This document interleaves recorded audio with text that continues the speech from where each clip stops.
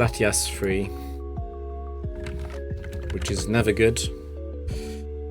Do not want to miss this. Good.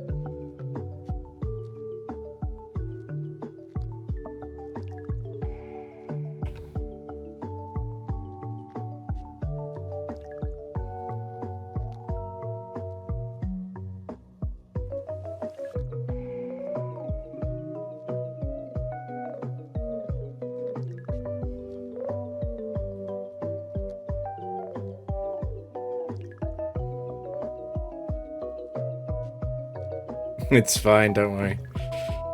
I'll just try not to lose.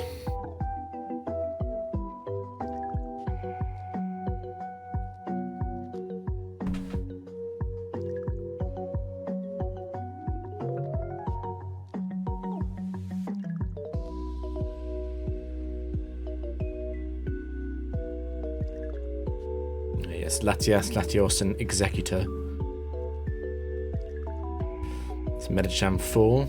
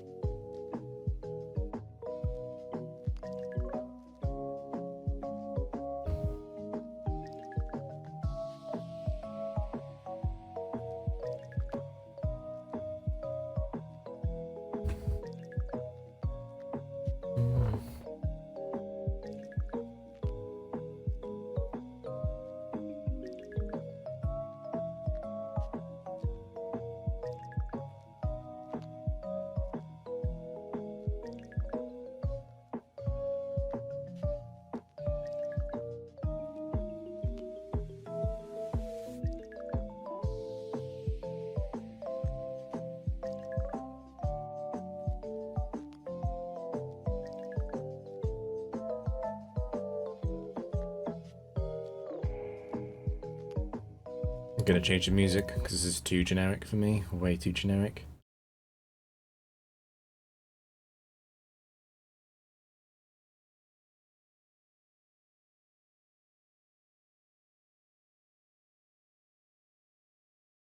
Back to Ori.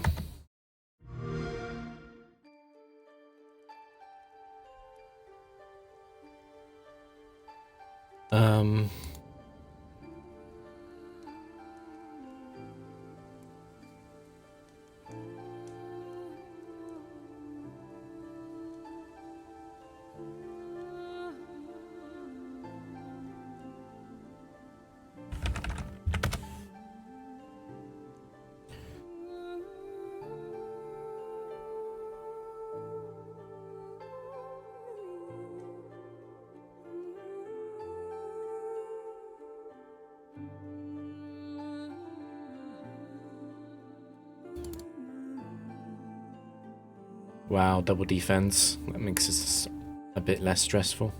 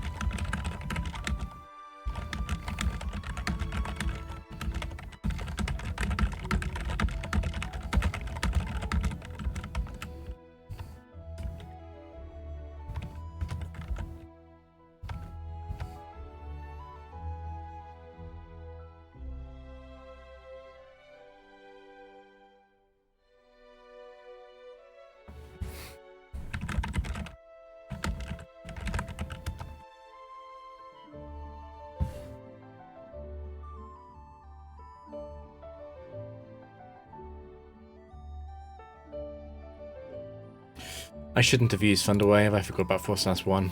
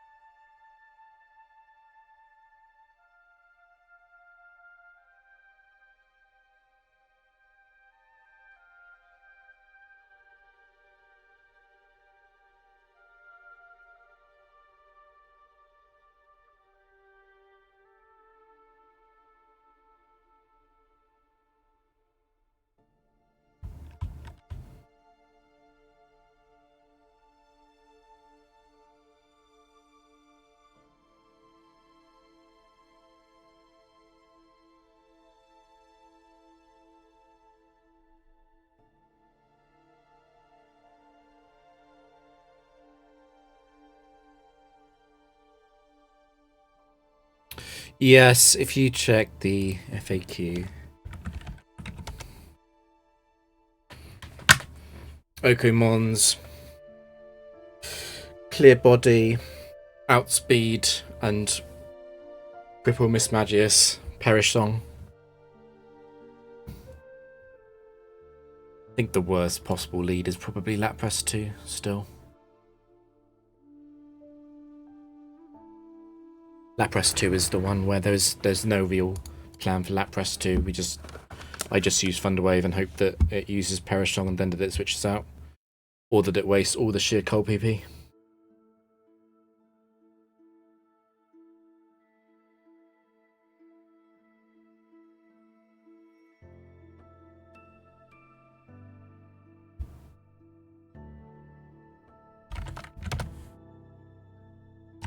Did we get hit by Iron Head, right? So this is a situation where I should play optimally and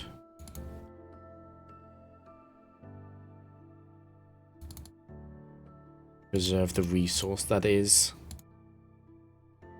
Mismagius.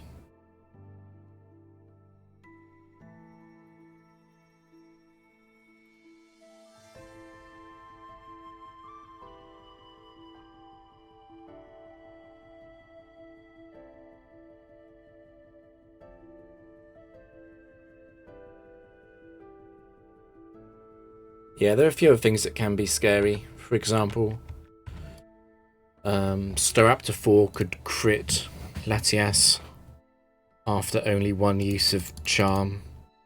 If Drapion doesn't get a defense boost, then Staraptor would kill itself quite quickly. Then the next Pokemon in, if it's something like Tyranitar 4, I can lose.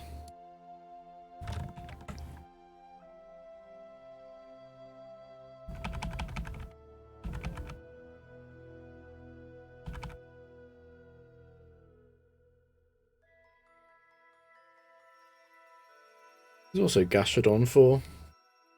There's no real answer for that. That's a good example of something going quite badly wrong at the start.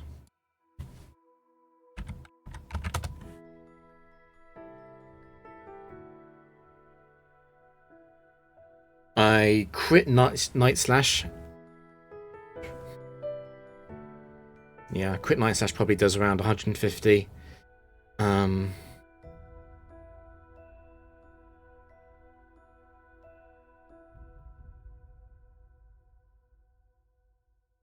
Didn't get one.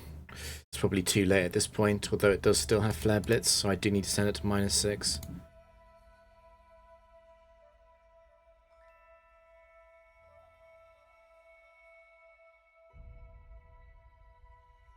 If it gets too low, it will get into Blaze and start doing more damage, but I got the defense boost before that happened. So it's just safe setup.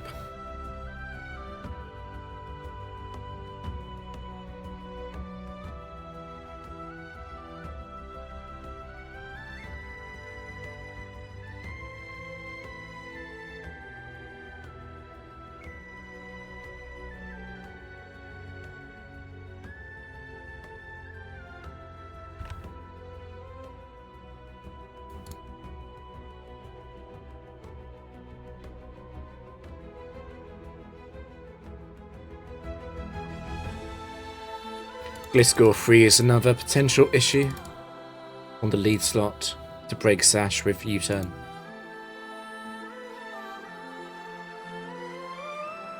The worst Walrein set is Walrein 4.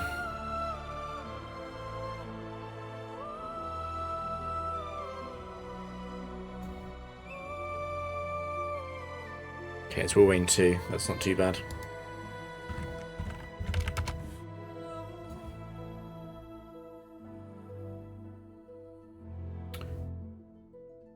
Should see a kill.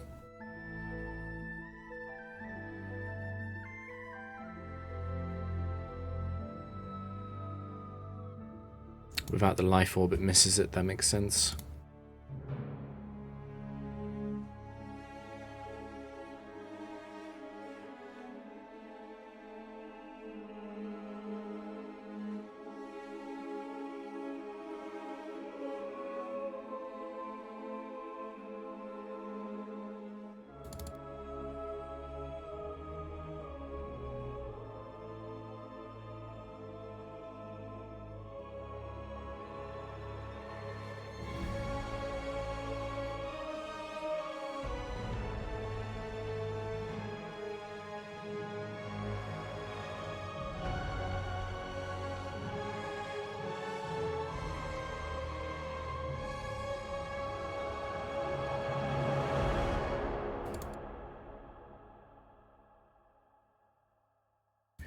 Waited a long time for that defense boost. And the other two at the end.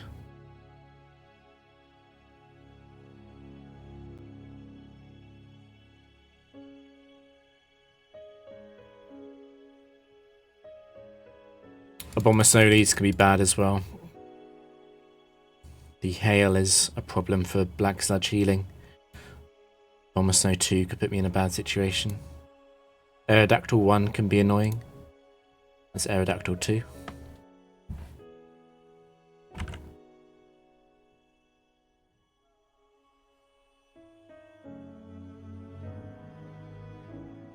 I do not need to use Latias, so I should keep it healthy.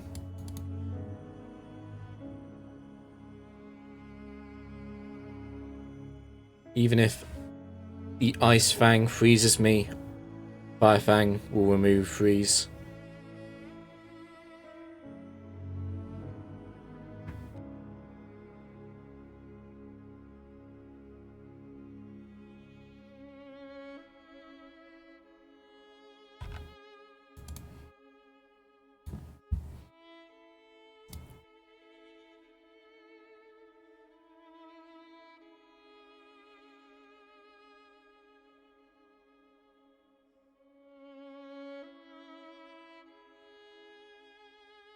I do beat Scizor 2, I'm just waiting for a flinch or a crit.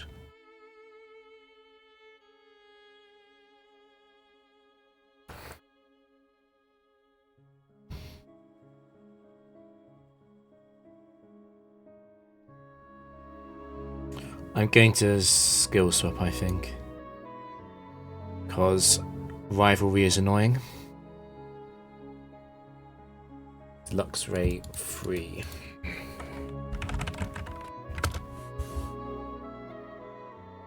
No, it's not. Get these two mixed up too often.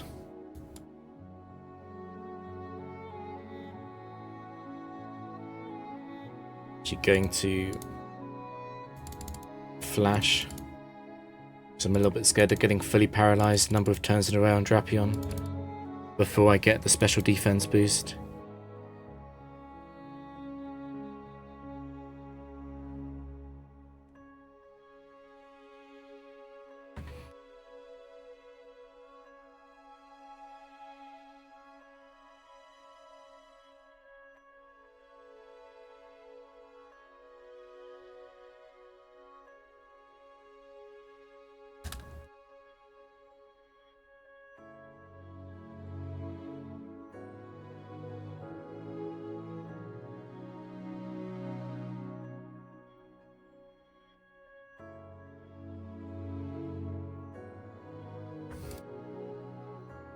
I don't think, yeah, that was it. Only wasted one acupressure behind a substitute.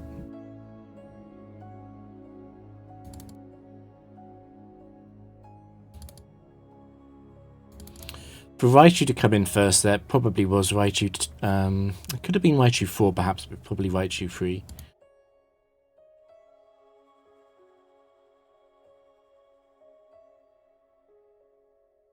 This can be annoying. You normally Trick Room first. We shall see. It's Hypno 2.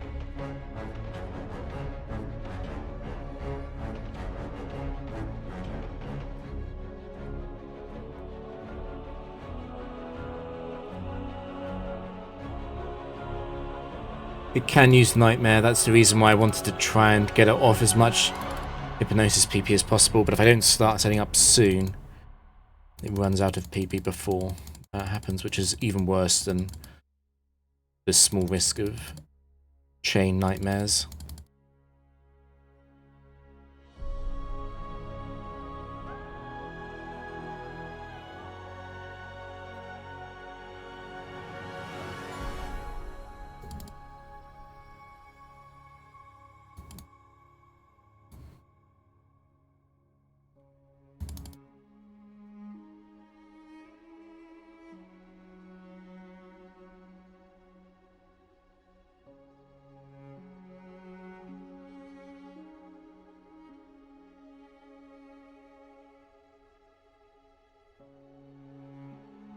I was a scientist, I didn't even pay attention to that.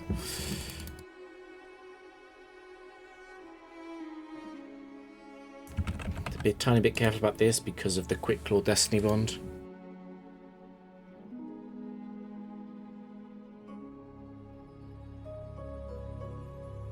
In fact, I'm gonna trick.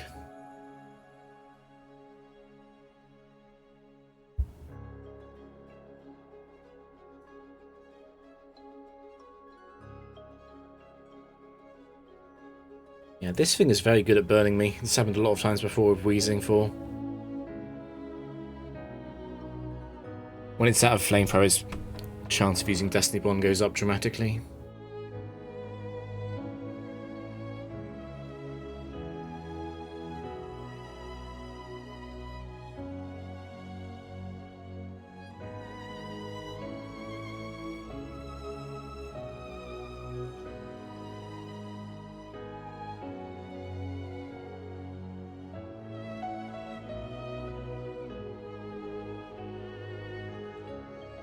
I'm actually going to double check that I took the Quick Claw. I did. Yeah, that's fine.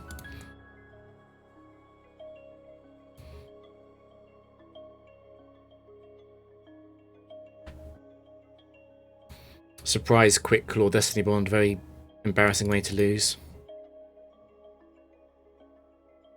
Not Bronzong 2. It must be Bronzong 4 to do that much damage with Zen Headbutt.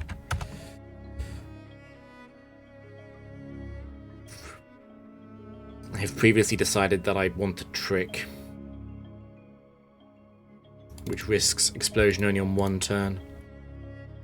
The real question is, what do I want to do in terms of using Charm? I've already got it on Ironhead. It'll be doing about 30 to Drapion at -2. By Charm again, more like 20. At 20 I probably don't have to bother using Rest at all. I'm likely to get a defense or evasion boost and stop that.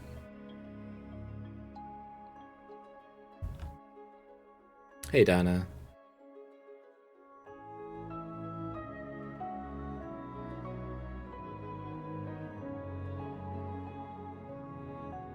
You're in the Discord, right? I swear. I swear you are.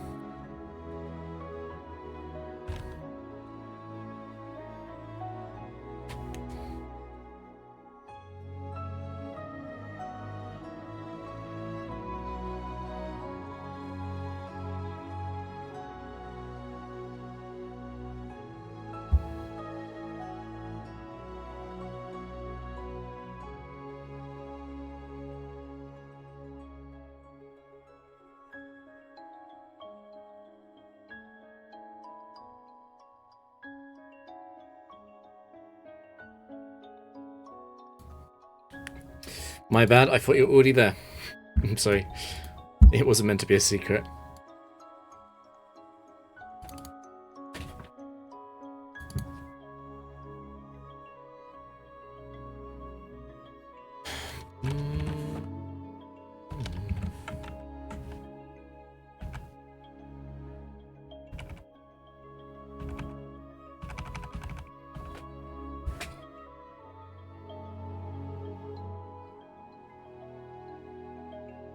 Moltres using U-turn is the only cause of concern. I'm not scared of Moltres 1, 2 or 4, and it's Moltres 2.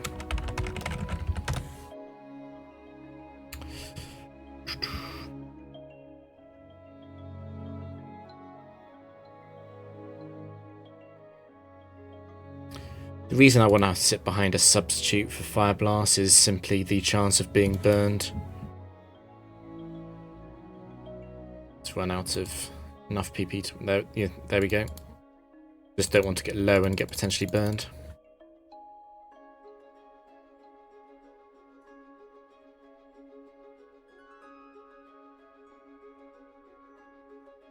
Because the burn damage happens before Black Sludge.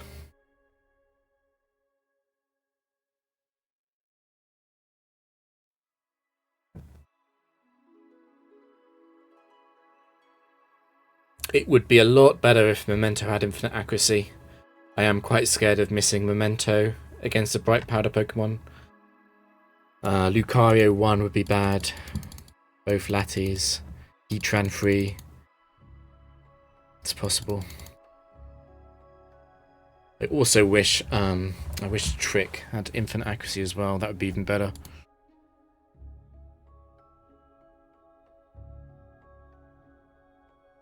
But at least it's Gen 4 and we still have 100% accuracy.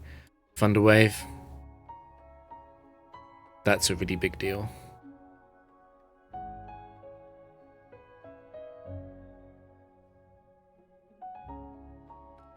Janice is set free.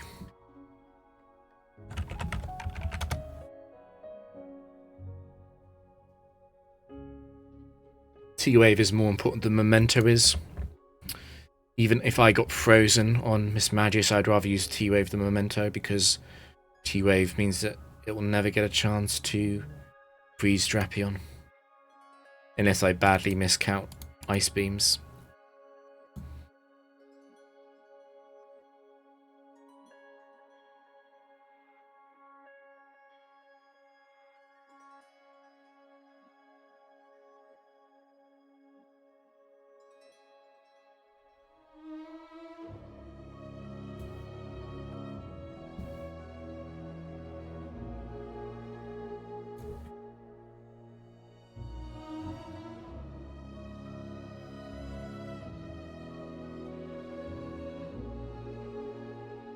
Also, T-Wave helps on Destiny Bond. I hadn't actively thought of that, but for most of these opponents, I can just remember my notes. Yeah, I agree on the flavor aspect. It feels like a move that shouldn't be able to miss.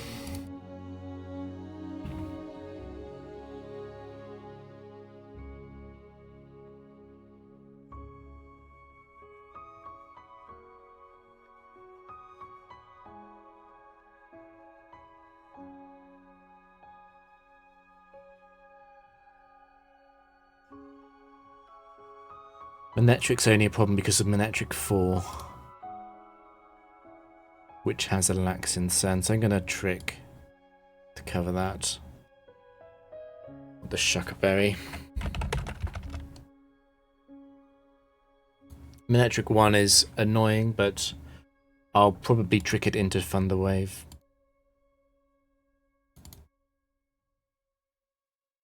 Yeah, that's fine.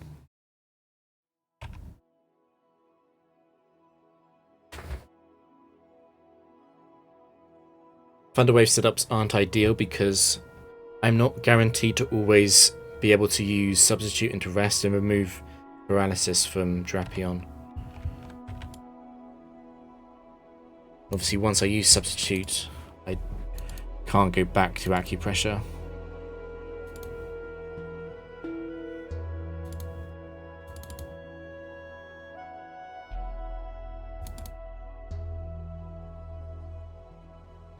I think I'd rather do it this way and have Latias be alive than sacrifice Latias. It would be difficult to sacrifice Latias anyway, because Crunch doesn't do that much damage.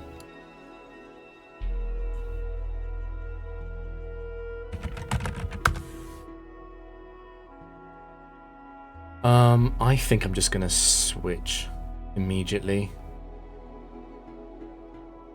I'll go Drapion first.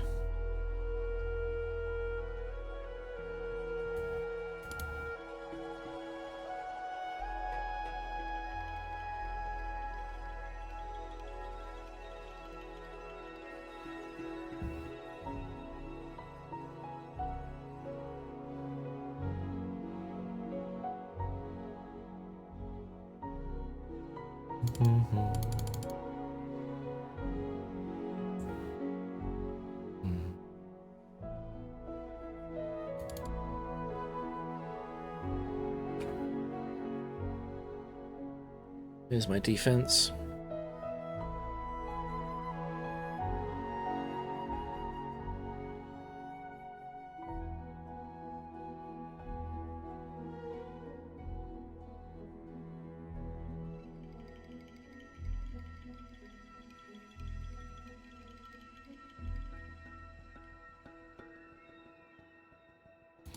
Not a bad team with Taurus 4 as well.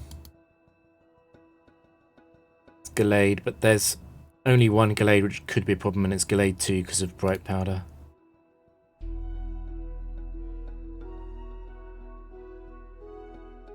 Zen Headbutt is fine.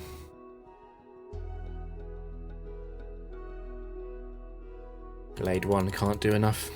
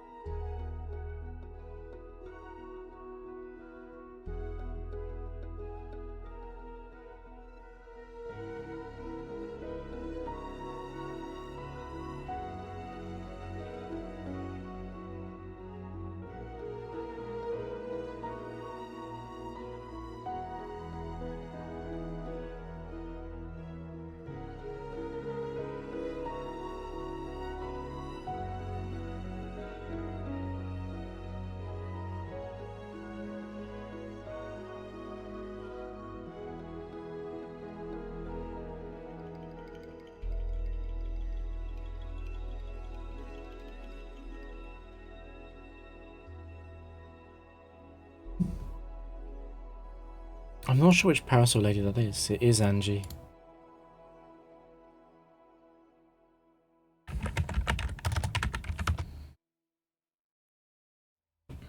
Not concerning. Ring Out will be used early. Going to Ingrain anyway.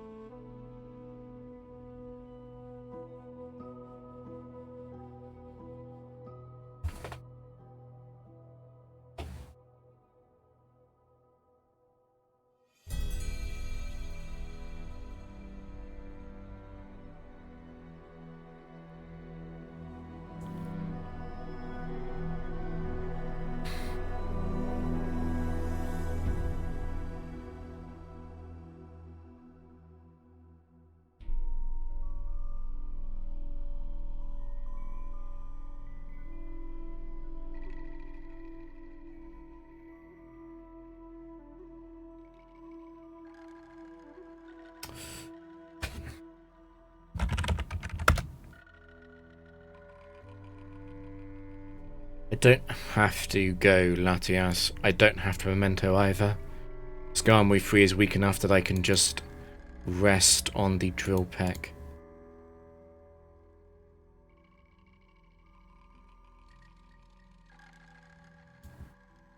It's already over.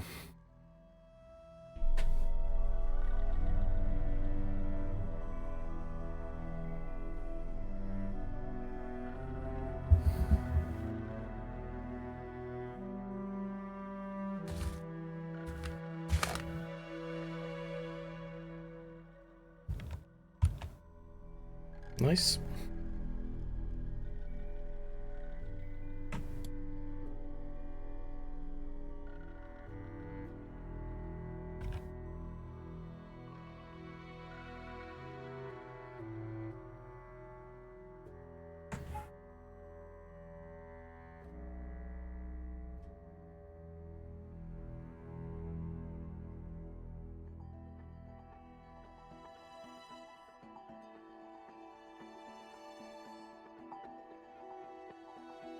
$21.21.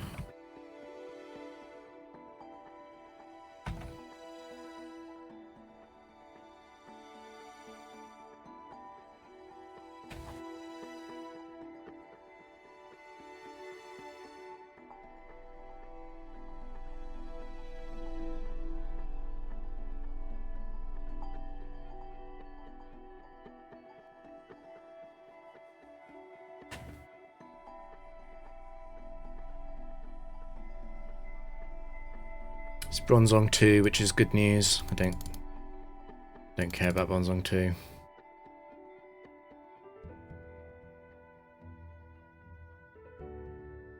Living is a bonus, but I wasn't relying on it. I do not have to use Memento. I just didn't want to switch into a full health one.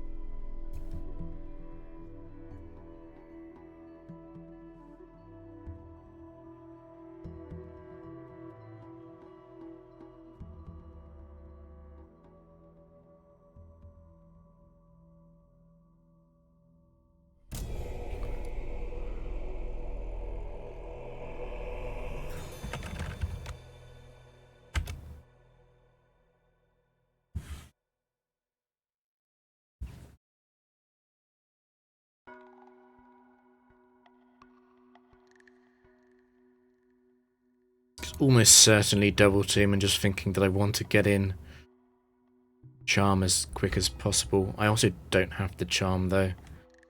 Dig only has 10 PP. I think it's probably better not to charm at all. And there's the defense boost, it's over.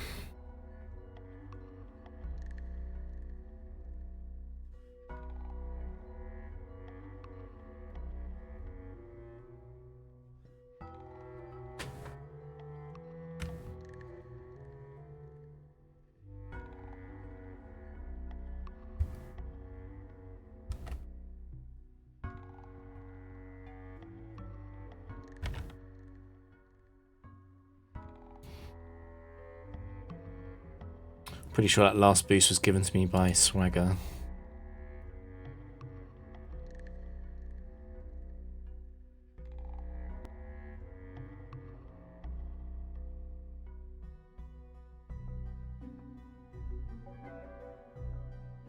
Is Metagross 4? I don't want to get roared out, and if I do, I want a Dark Pulse.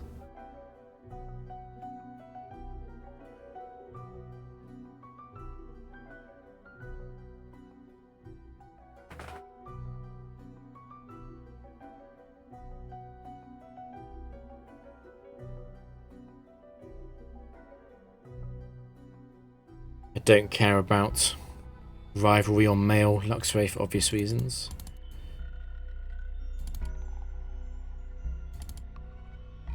The degree to which rivalry debuffs it means that I don't actually have to use flash on it.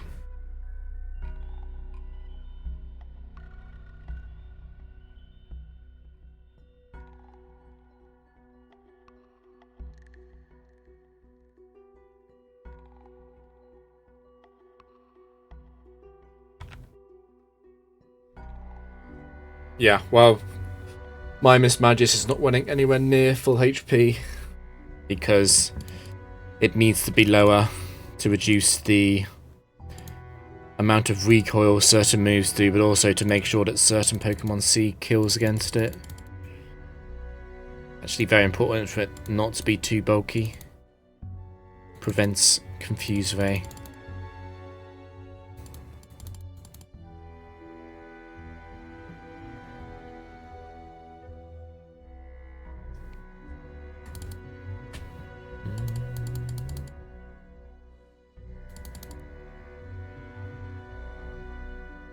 That was an expert.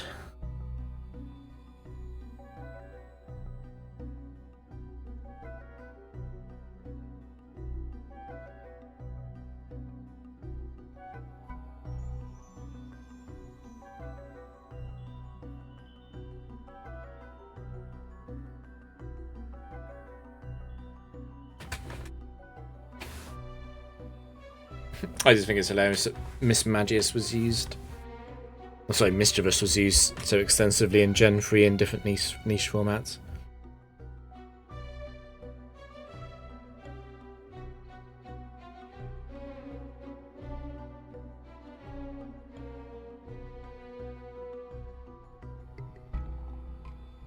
Yeah, a lot of Pokemon are in Gengar Shadow.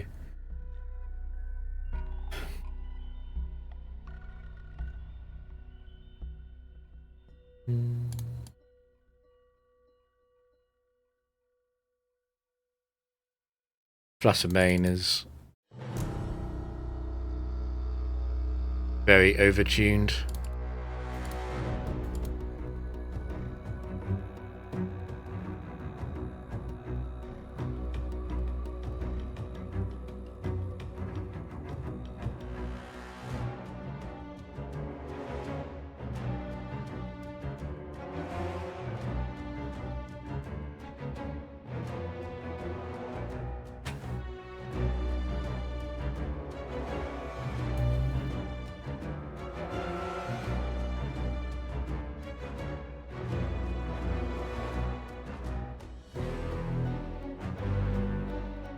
How many full paralyzes was that in a row? 4?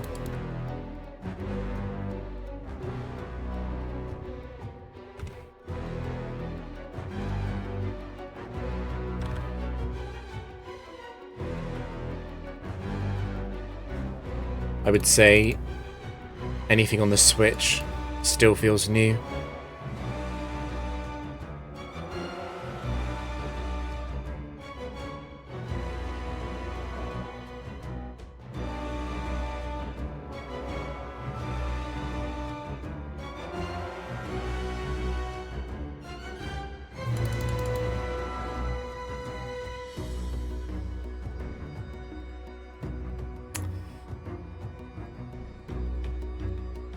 It's a mix. I do like to get Memento in very early against Nidoking 2. In case it's not rivalry.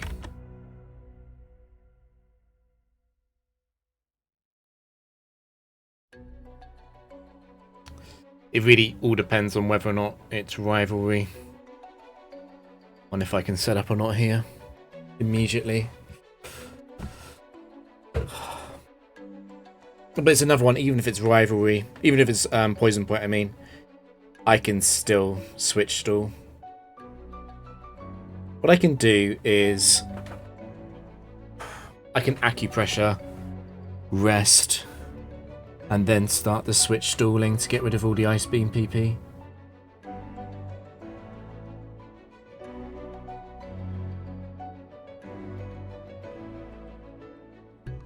Defense, that's fine. Wow, I clicked substitute. I meant to click rest. That was a big mistake. Oh no. That was a big mistake. Complete autopilot. Definitely have to get out of here for that.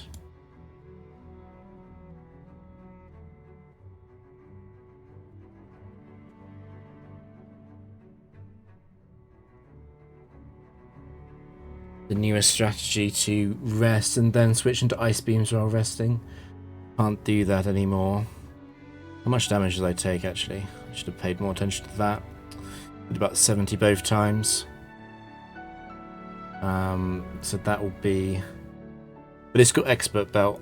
So that's a Poison Point Nidoking, yes.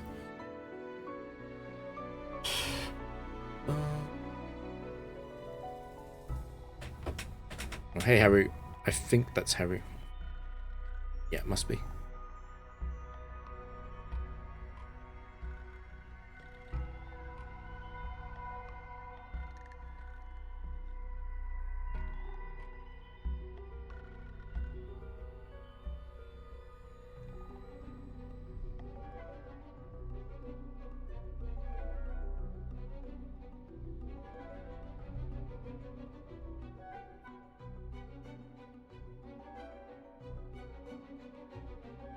I'm considering using Trick.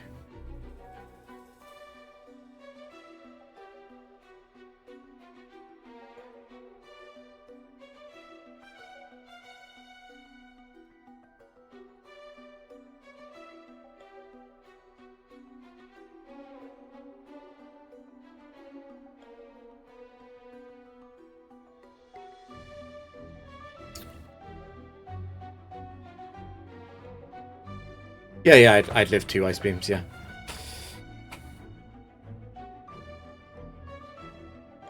Obviously, I'm risking the freeze, though. That's what I'm thinking about.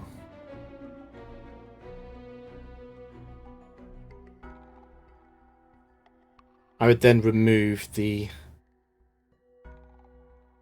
Choice Scarf and re-equip it onto Sludge Bomb or Shadow Ball and win.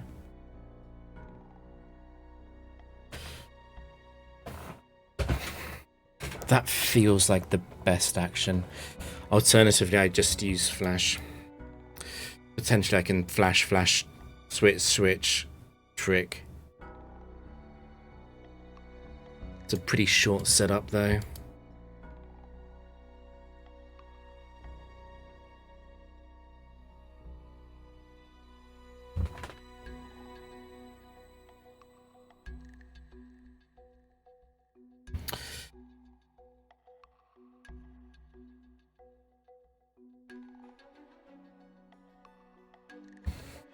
Not being frozen on Latias is also a big part of that.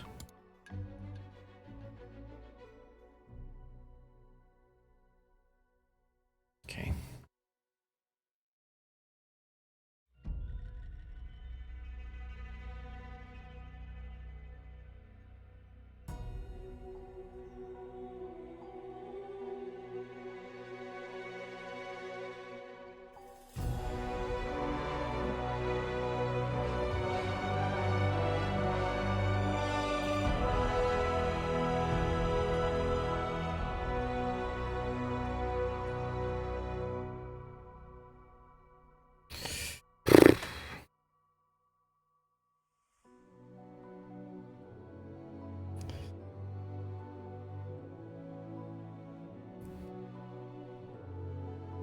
If I trick, I'm committed to re-tricking immediately. It might be better to flash once.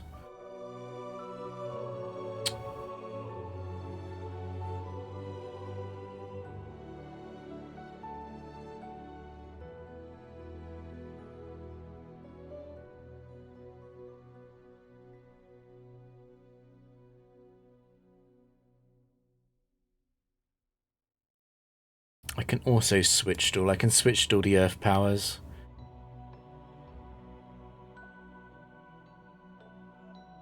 That feels like the best thing to do.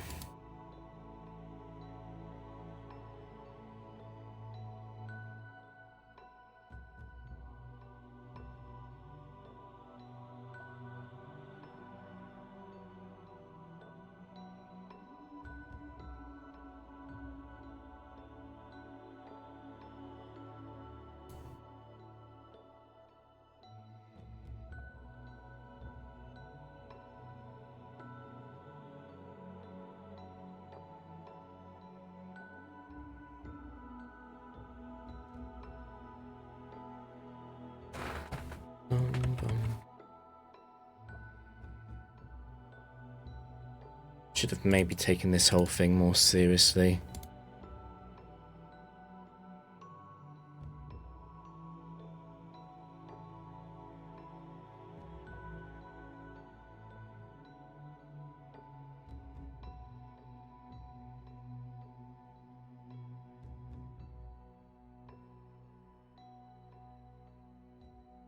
Honestly, just thought I was clicking rest.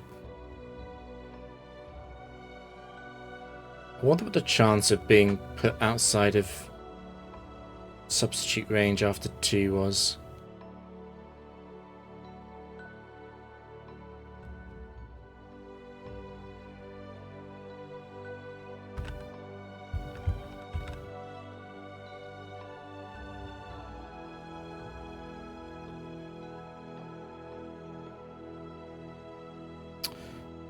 I'll substitute in case of Rhyperia 3, I think. It's fine.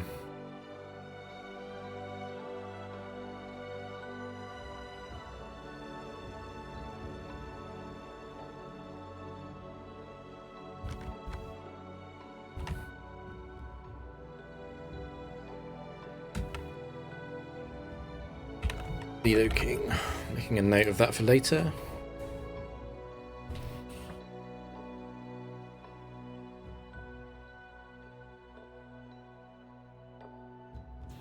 is Garchomp 2.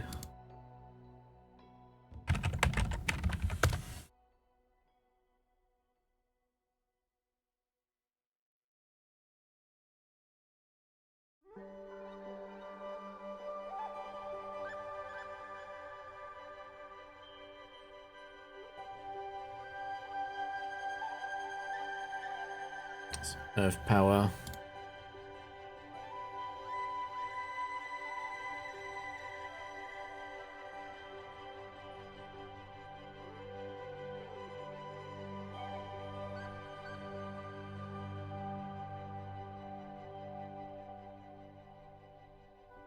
Sent it down to -4.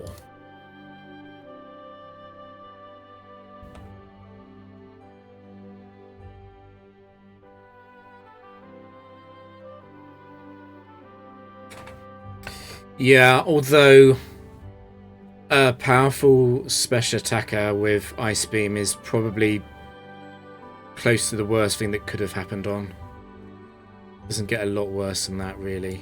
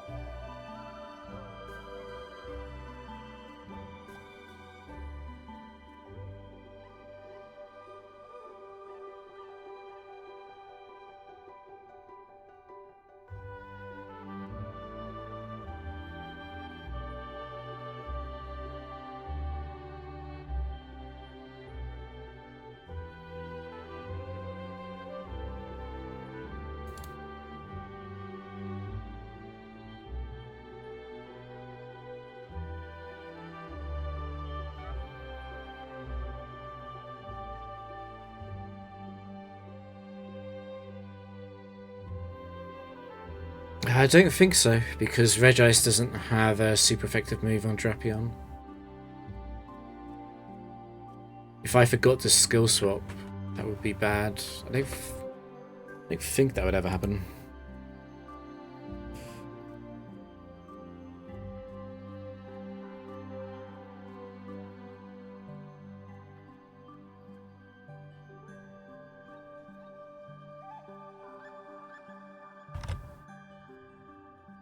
So I'm not paying enough attention to the trainers. It was a waiter. I should have known it was Garchomp 2 from turn 1.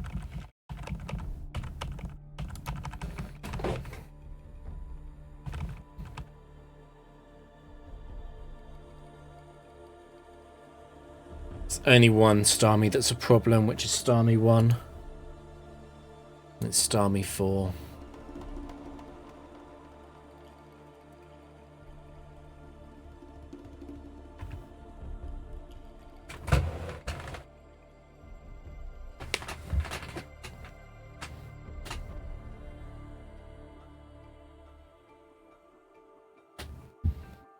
I made an autopilot mistake about 1,000 battles ago as well against Yanmega 3. I just used Thunder Wave. Forgot that it could be Yanmega 3, and if it was Yanmega 3 and it did have speed boosted without speed, and then all of that happened.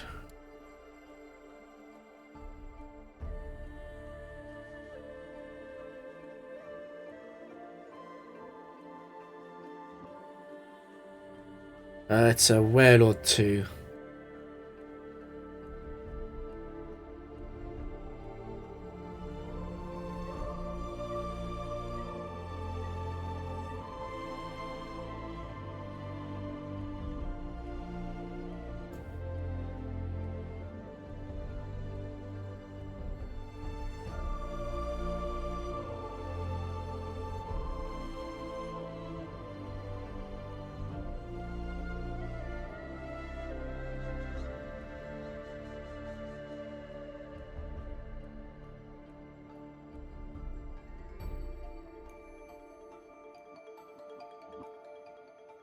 I could miss. I could misclick. Happened before.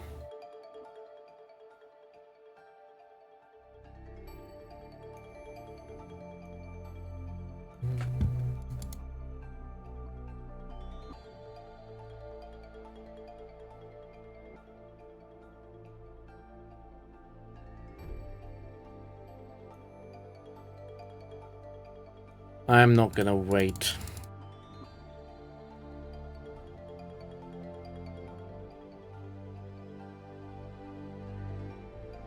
It'll use up rest before toxic, I'm pretty sure, because of the immunity.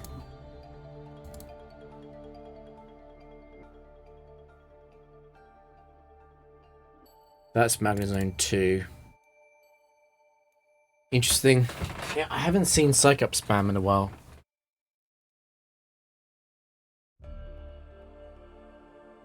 It didn't break the sub, that's pretty lucky.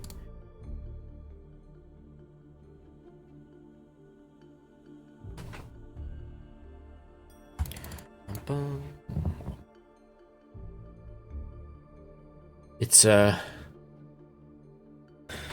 probably trade one.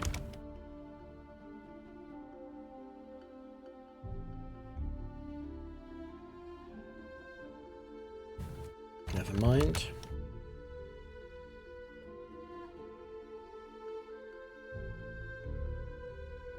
I'm expecting Swagger.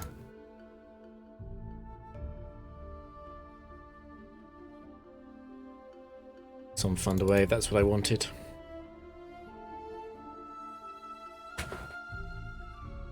Electrode 2 actually outspeeds Latias.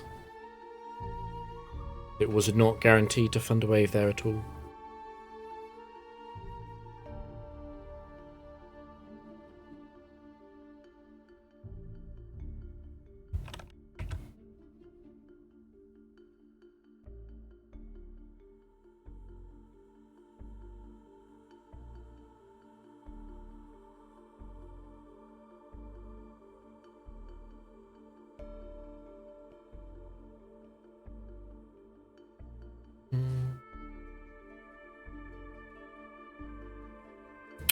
Lantern 4, I can fish for no Volt Absorb. But I don't need to. Lantern 4 is not a great risk.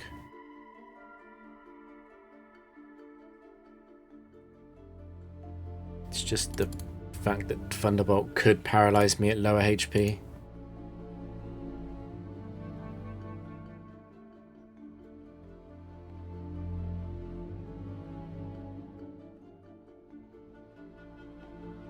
And then once it's out of full Thunderbolt, it can go back to Ice Beam.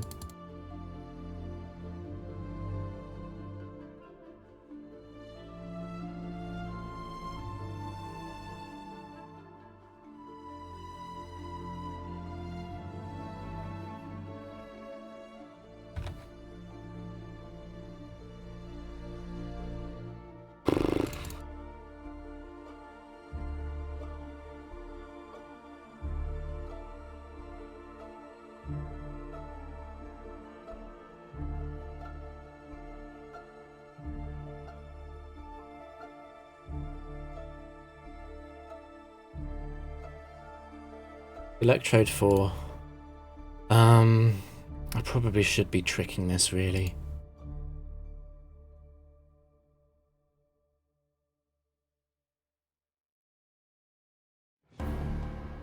Signal Beam, I hate setting up on Signal Beam, but I'm gonna attempt it. Because the alternative is waiting for Explosion.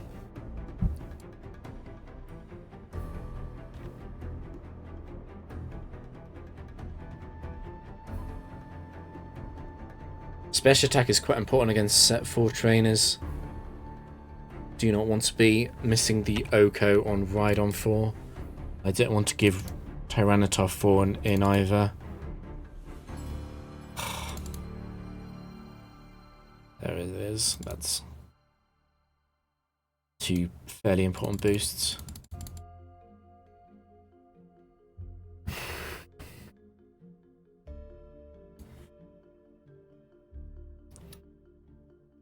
Aerodactyl 2 again, this time it flinched me, which is fine.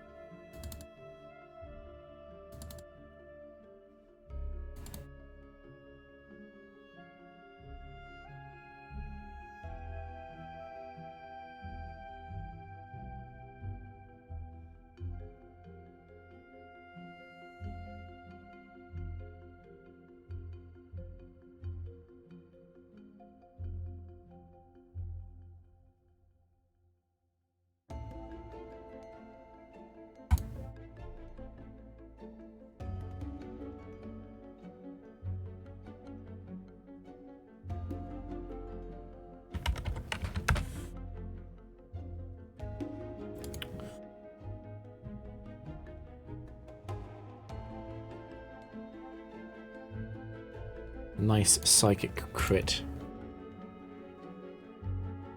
It wastes too much time setting up Trick Room again. Doesn't have enough PP on Brian to win, even with super long sleeps from Yawn.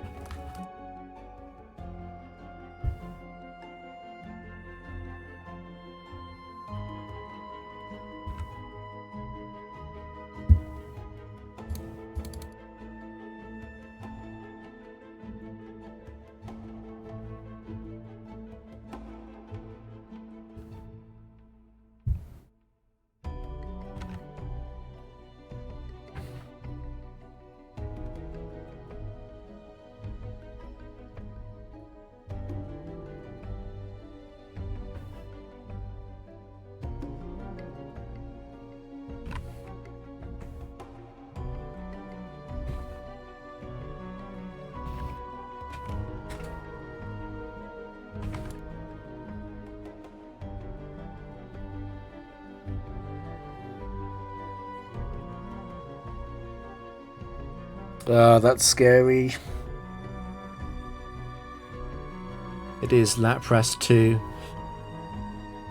It is good when Lapras 2 uses Perisong early, though.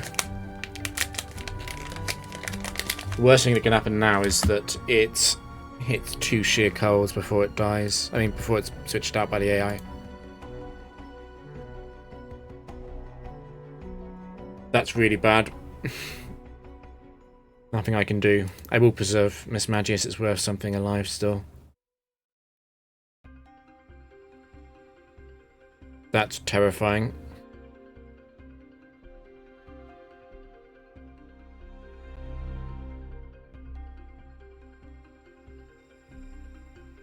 Jinx coming in doesn't tell me a whole lot.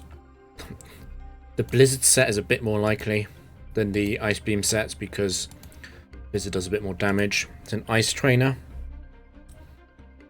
Let me just make a note of Lapras being in the front. So the final Pokemon probably is not physical. I know that much.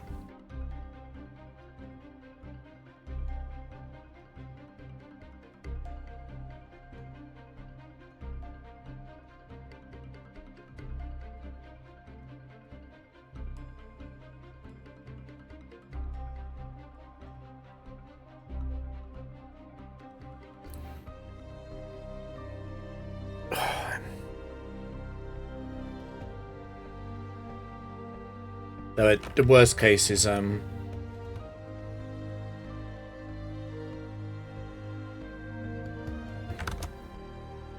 these two.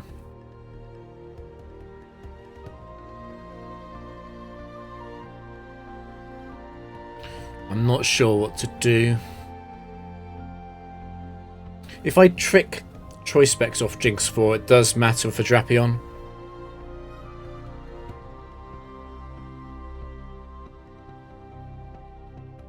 In terms of being two-shot or not. Jinx 1 I would not want to be tricking, but maybe I would because I'm somewhat likely to catch it on Lovely Kiss and Fake Tears. Actually, I've just realised Jinx 4 is the most likely Jinx switching, isn't it? Because it's got Shadow Ball, it's got a super effective move against Mismagius, and this is the second Pokeball. It means it's Jinx is in slot 2.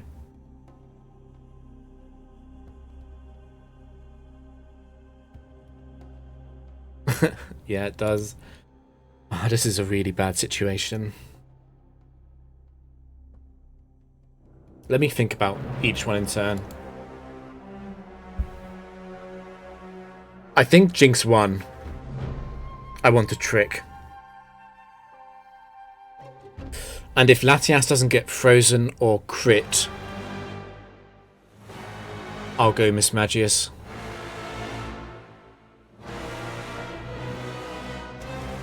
Assuming it's Ice Beam. That's Jinx 1.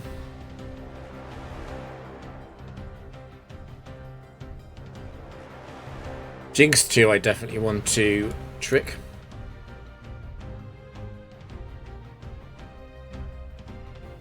Jinx 3... If I trick the expert belt of Jinx 3, maybe Latias can survive. But... It's not good. Locking it into Blizzard would not be good. Jinx 4, I don't even know if Jinx 4. Flash might be better than Trick.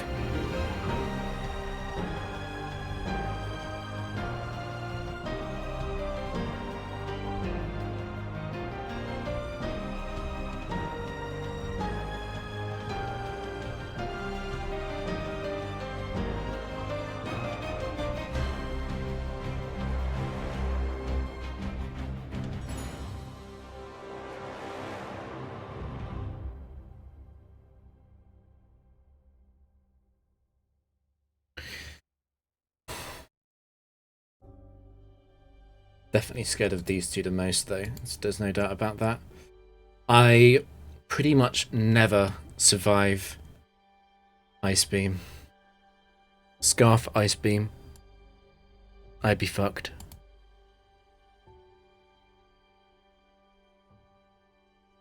It would be a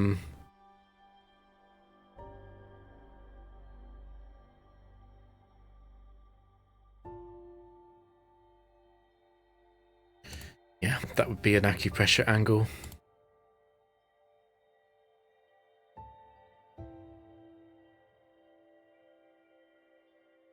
It's complicated because Mismagius is on a 1-turn sleep. As in, it was put to sleep before it switched. There's no chance that Mismagius wakes up.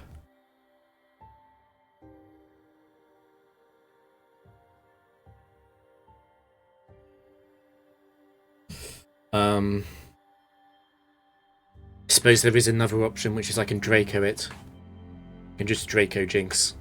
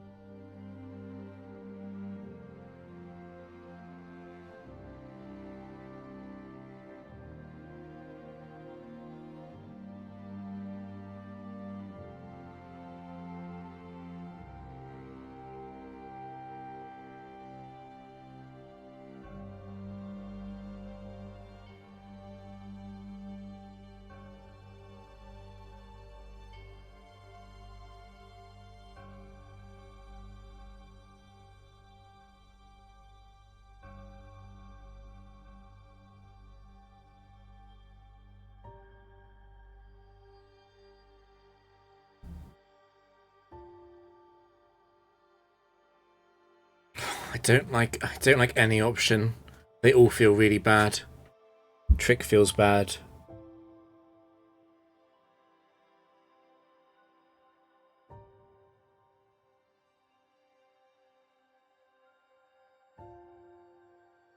Flashing Jinx 4 would be scary as fuck. I'd be favoured to lose there for certain. The Ice Beam is just too strong. Blizzard is even worse from Jinx 3, but the thing about Blizzard is I got Mismagius alive to eat at least 2, and Latias must eat 1.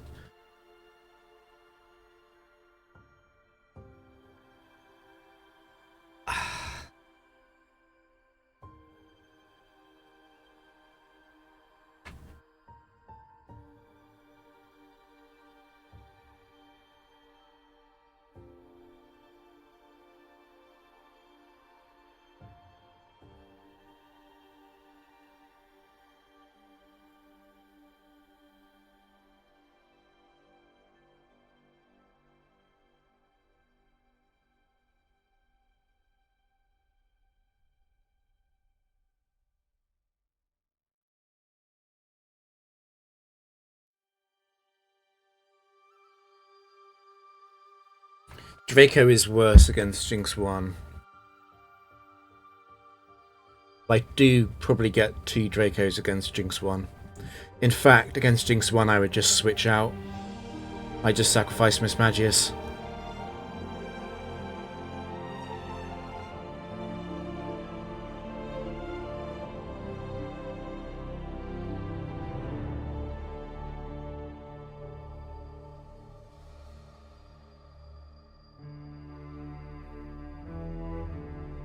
I suppose there's one other option. I can switch to Mismagius now, and then I know what it is. For better or worse, I would know then. I give up Mismagius as a resource, and Asleep Mismagius is still worth something while Latias is... while Lapras is in the back. I still quite like Mismagius being alive. But the information might be worth enough. Difficult to say.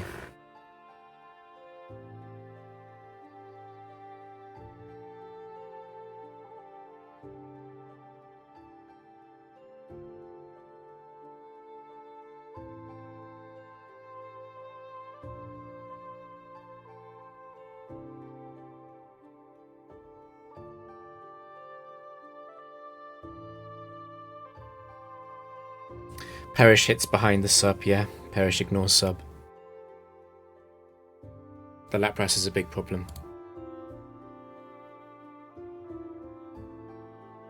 It's unlikely that Lapras comes in second, because the third Pokemon is likely to be having a stronger attack.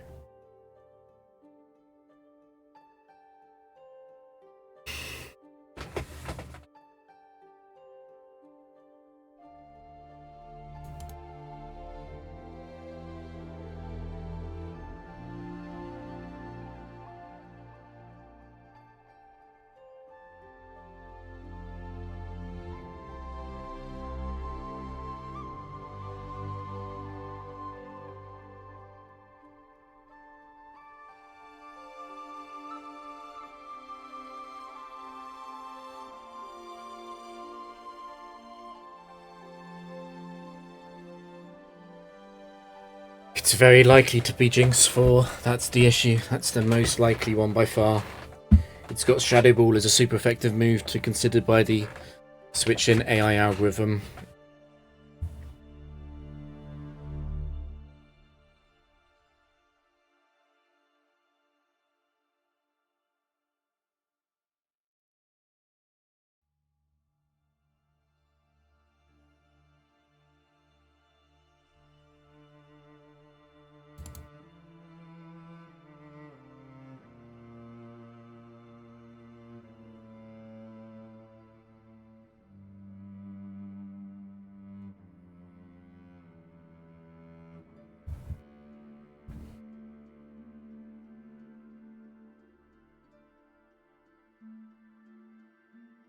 Another thing that's going on here is Jinx 1 speed ties Drapion.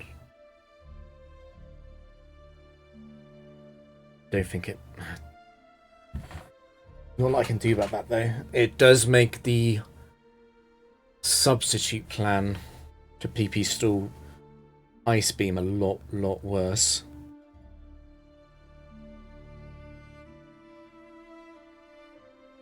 I'm very tempted to Draco.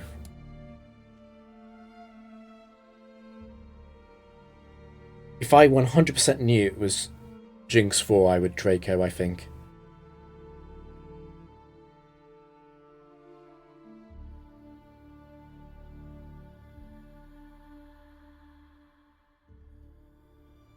If I switch to Mismagius to find out what it is, that makes Draco a lot worse.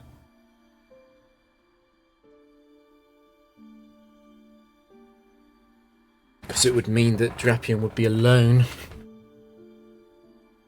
in the 1v2 after using Dark Pulse, and that's assuming that I didn't get frozen by Ice Beam.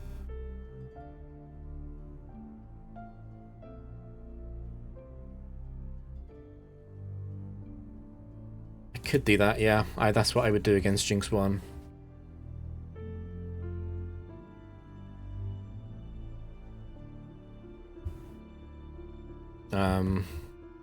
Jinx 4 does one-shot me.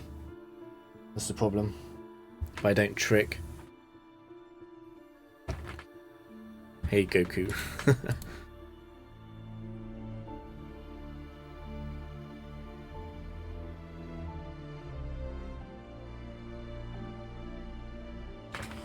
I think it's probably worth using Miss Magius to find out what the Jinx set is.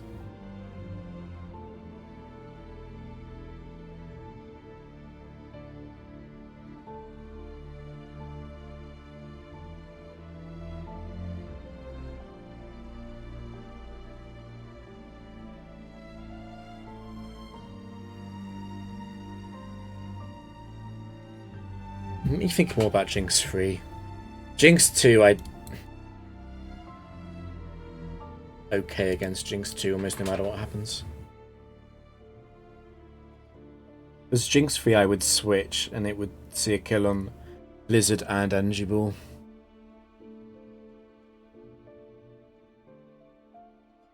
If it goes Blizzard Energy Ball on Miss Magius, I switch back.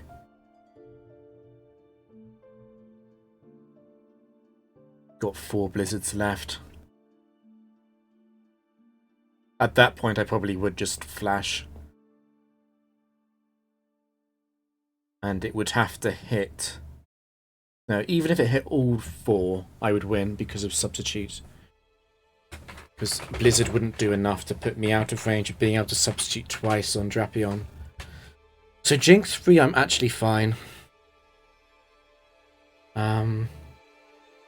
Yeah, it really is just Jinx 1. Well, Jinx 3, I'm fine. Conditionally. I can't do everything against it. If I trick Jinx 3, I can lose. Because I'm not going to get a full setup. It's not ideal.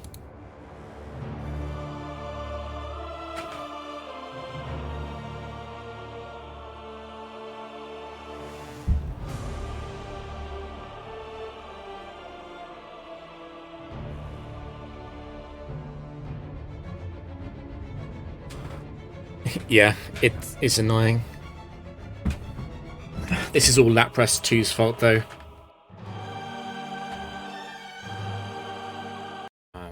Music's annoying me. I mean, if it's Jinx 4, it wins the switching decision against almost every ice set. If it's in the second position, it's Jinx 4. It would only lose a switch-in against something of a super effective matchup against Miss Magius. Would only lose the switch-in decision against like Frostlass.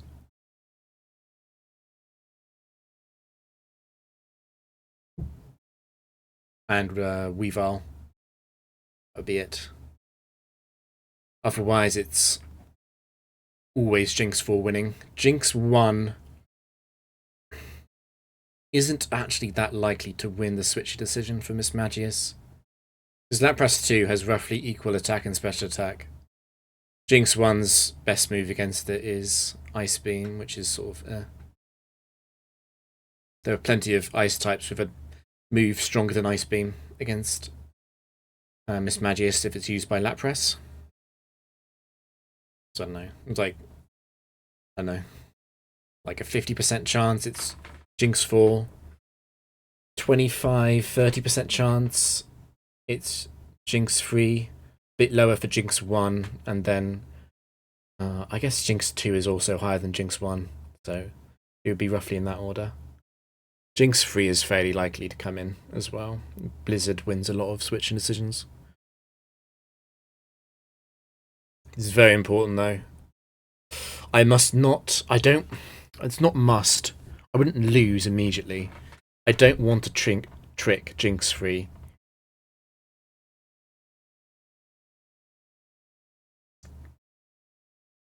Jinx 1, honestly...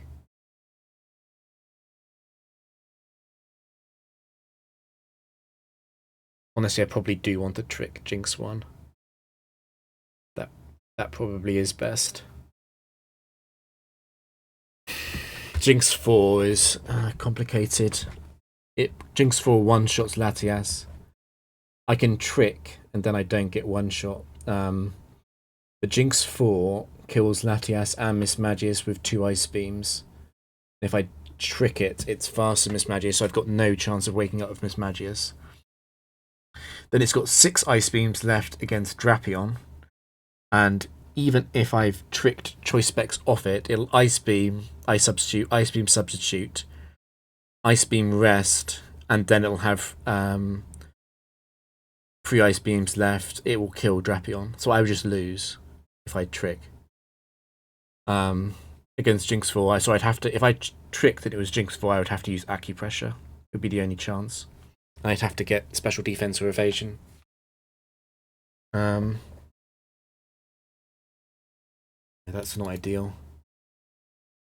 Even worse with Jinx 4, if I trick Jinx 4, I'm still slower than it after a speed Acupressure. So speed Acupressure is normally neutral. Against a Choice Scarf Jinx 4, it would be probably game over. I can Draco Jinx 4, because Draco and Dark Pulse will kill Jinx 4. If I do that, I do take Ice Beam damage on Drapion from Specs.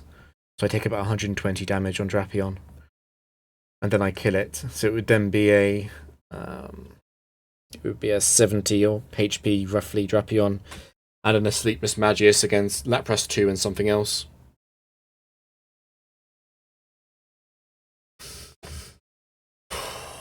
That's not great. What makes Draco Meteor worse is that Jinx 3 will kill me if it hits Blizzard. And Jinx 1, I'm not guaranteed to kill it with 2 Dracos. And obviously, I'm definitely not guaranteed to kill Jinx 1 or 3 with Draco into Dark Pulse. That wouldn't be favoured.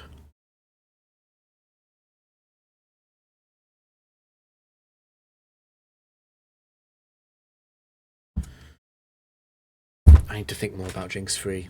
It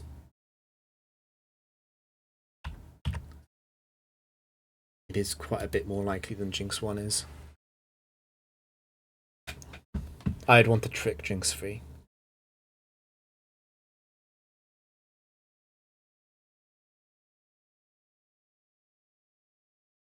Sorry, I wouldn't want to trick Jinx 3, I'd want to flash it. Definitely want to flash it, and I probably want to switch first anyway.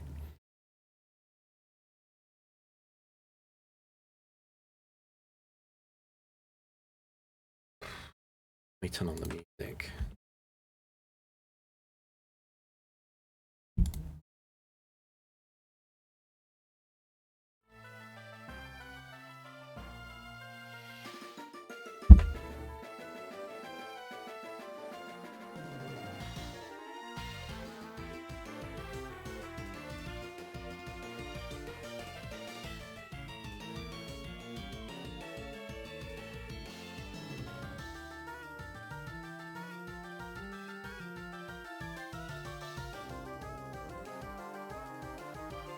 Yeah, Jinx 1 and Jinx 4 terrible. Sorry, Jinx 3 and 4 terrible because they're both guaranteed to go for the ice move. Jinx 1 is not. I don't think I care about Jinx 2. I'd only care if I used Flash on Mean Look and then it used Perish Song. That would be dreadful. I wouldn't want that to happen. So I guess Jinx 2 is a reason not to use Flash as well. But Jinx 3 is a reason to use Flash. Jinx 1... I could Flash Jinx 1, it would be okay. And then Jinx 4, my best chance probably is Flash. Probably.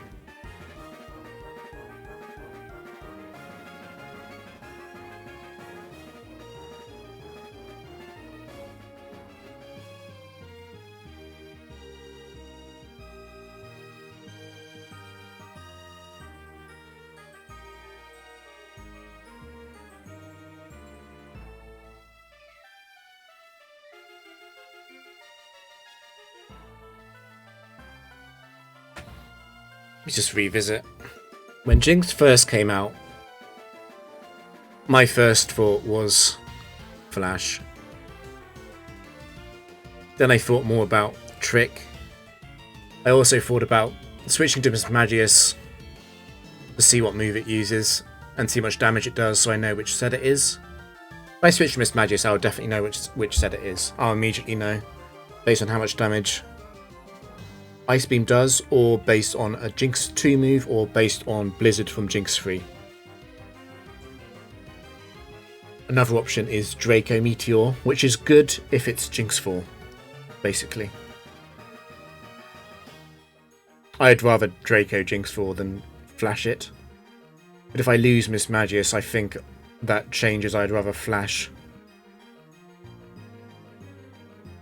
Because I'd be looking at a 1v2.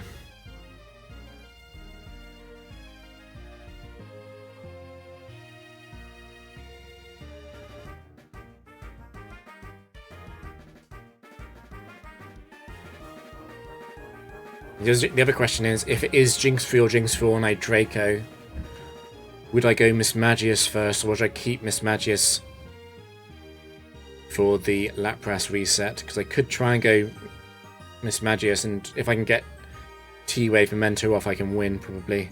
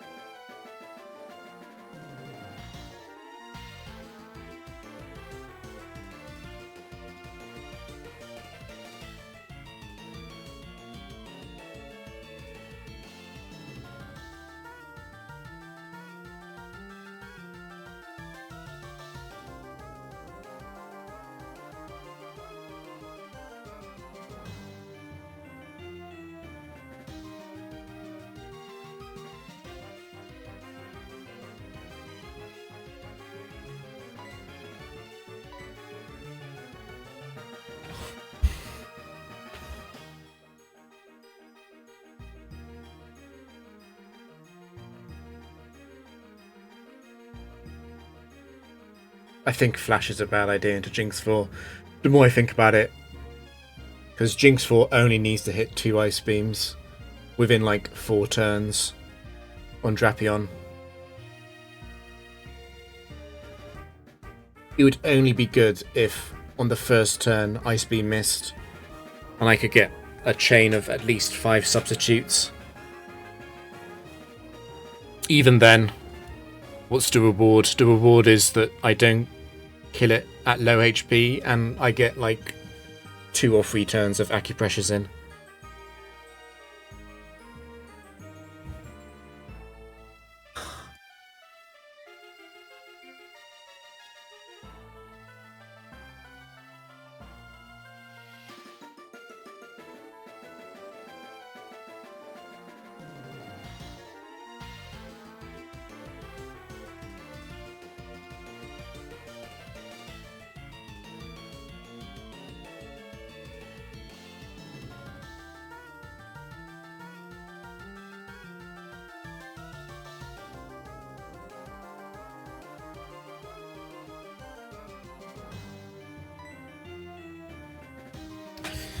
I think it's Draco.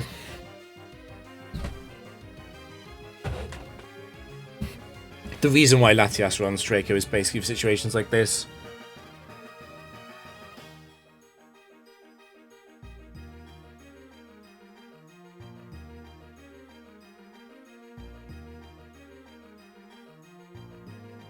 Right, it's Draco. If it's Jinx 1, I'm going to sacrifice Mismagius.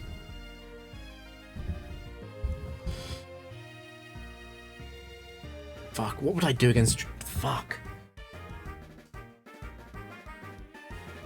I just have to double Draco, and if double Draco doesn't kill Jinx 1, I'll have to Dark Pulse.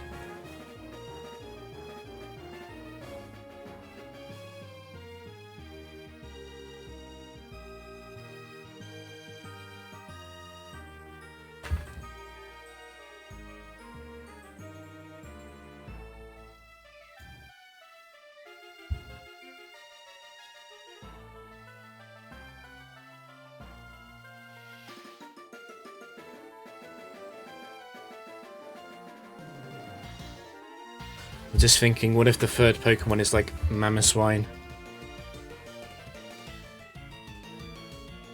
Or Glalie 2? What if the third Pokemon is Walrein 4 or Dugong 4? What if it's Articuno, like Articuno 1, for example? That would be enough. Articuno 3.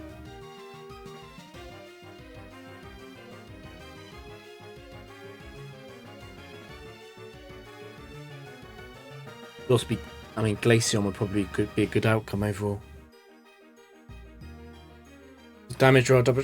So double Draco is it'll almost certainly kill Jinx 3 and 4. Against Jinx 1, Draco Meteor switch to reset attack boost, and then Draco Meteor again. That's not guaranteed to kill Jinx 1.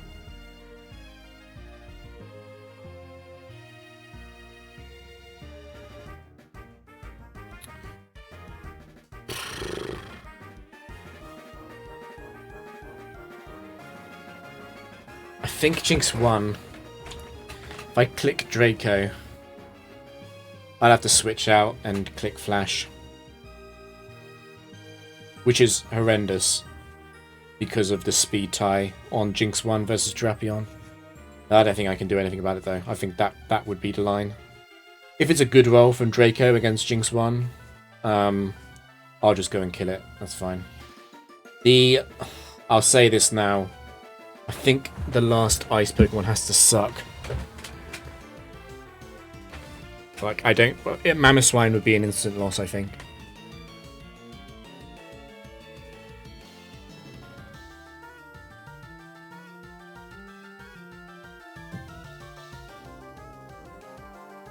Fuck, what if it's like Regice? Oh, fuck.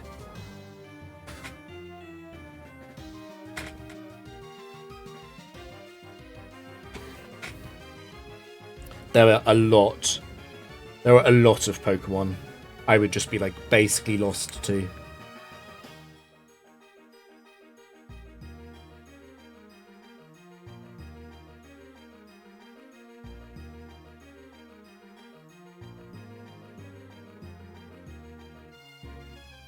There are not many. There are a few. There are not many bad ice types. Like even Glaceon 2. But that would be a significant barrier. It would come in before Lapras as well.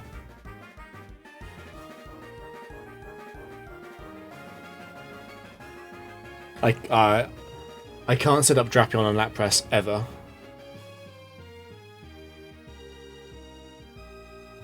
I'm just thinking, how do I ever set Drapion up against the majority of ice sets?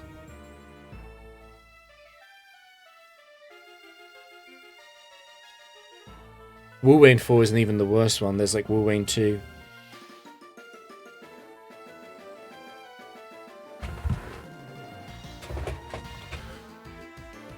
So I'm just thinking, if I need to kill off Jinx 1 with Dark Pulse, or even worse, Jinx 3 or Jinx 4, I wouldn't do it against Jinx 3. It would be Jinx 4. It would be Jinx 1 and Jinx 4. I'd finish it off with Dark Pulse. Drapion's taking like over 100 damage, including the healing. I'll be at like 70. I'll be in range of... I'll have no boost, I'll be at like 70. I'll just have to YOLO Acupressure. I guess the one thing is that most ice types are slower than Drapion.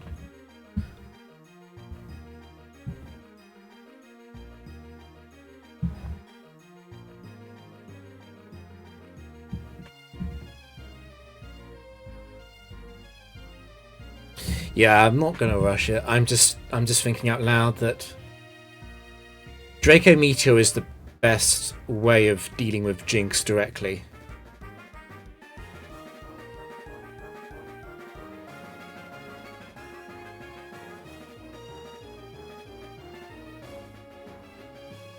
No, if I sacrifice... I would normally want to sacrifice Mismagius. I'm just thinking that I'm so scared of Perishable on Lapras. Like, Lapras could come in after Jinx, it's possible. If the final Pokemon is, like, Dugong 3, Drapion would be out Lapras would come in. If I can't switch, I'm just dead. Like, there's no way I dodge Perichon for that many turns. I think I probably 7 or 8 shot Lapras with Dark Pulse.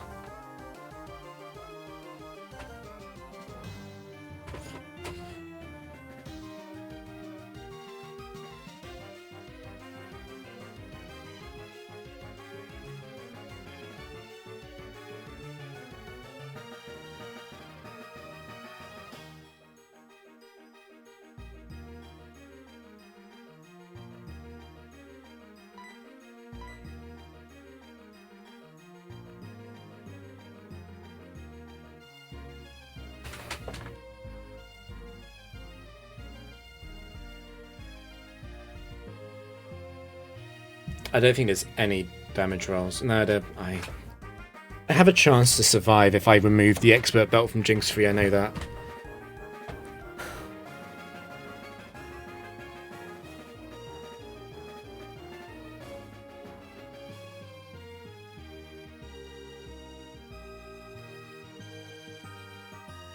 I don't think it's ever trick. I don't think it's ever trick. Definitely not on the first turn in. I can't trick. I would lose to Jinx 4. I would lose to Jinx 1 if it chose Ice Beam. The only way well, I wouldn't guaranteed lose, but I would be all in on an immediate correct acupressure, which is a terrible win chance. It's not going to be trick. I think it has to be Flash or Draco. And I think Jinx 4 being the most likely Jinx, I think I want to Draco it. And Draco's pretty good against Jinx 3 too, which is the second most likely.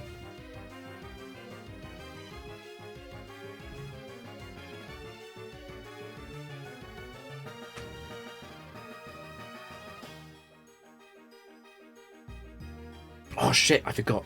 Jinx 3, I never want to trick, because it gets stuck on Ring Out. I've forgotten that. It gets stuck on Ring Out.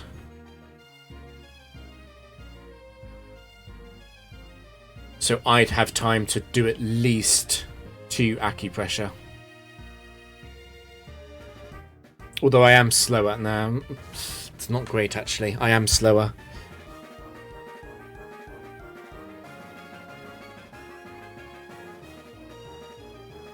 But Jinx 3 would ring out me on Drapion. So maybe I just do Draco Dark Pulse as well on that.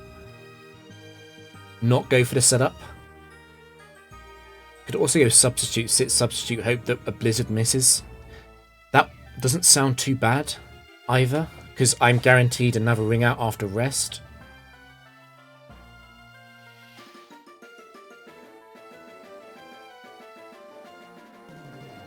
I'm quite positive. Actually, I'm quite positive. I've forgotten about ring out. The Jinx 3 situation is pretty good actually. Jinx 1 is a lot deadlier than Jinx 3.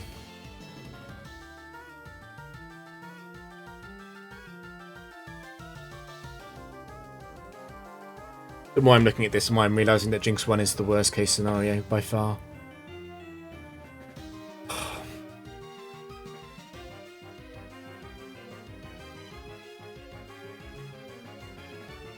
I would want to flash Jinx 1. I would definitely want to flash Jinx 1. Because I think for Jinx 1, I would need Mismagius to T-Wave. Which means I need it to miss an Ice Beam on Mismagius. Or for Mismagius to wake up immediately.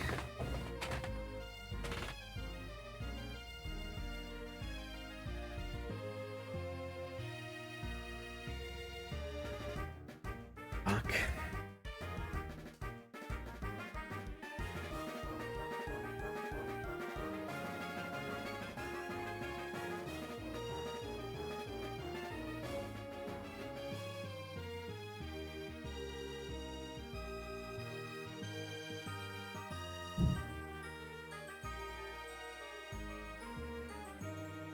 The advice I always give in Tower, or in Factory, the advice I always give in Factory is to just kill the thing in front of you because random Pokemon suck.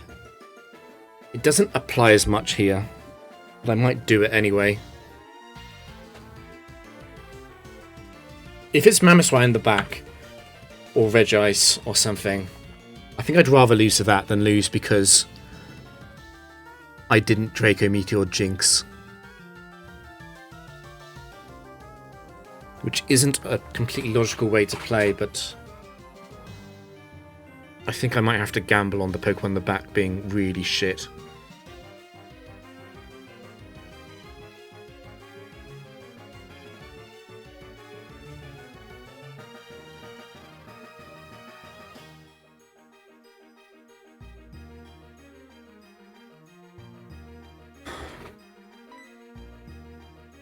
Let's Draco. Let's Draco.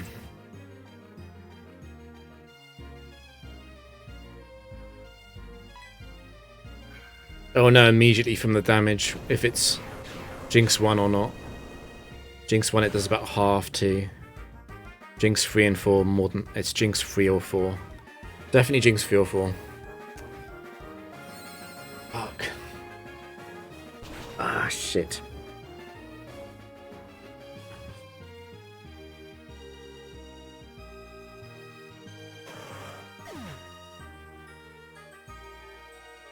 Jinx 4, obviously.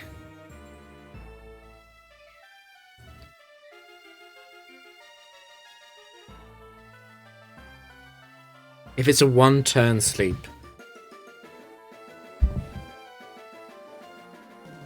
I could go Mismagius here if it's a one-turn sleep, and Memento. There are a few problems though. If I get a 2 to 4 turn sleep on Mismagius, I'm losing it for nothing when I know that Lapras is in the back. Also, if I Memento, I can still lose to Drapion being frozen. And also, even if I Memento and successfully get rid of Ice Beams, PP and so on, I'm still not going to get that many acupressures up. The most important acupressure boost against Lapras is special attack. It's really important to get +6. I'd be very, very unlikely to get +6 against a Choice Specs Jinx locked on Ice Beam. It just, even if I got Memento off, that is not going to happen. So I think it has to be Dark Pulse. I would lose to a freeze, definitely.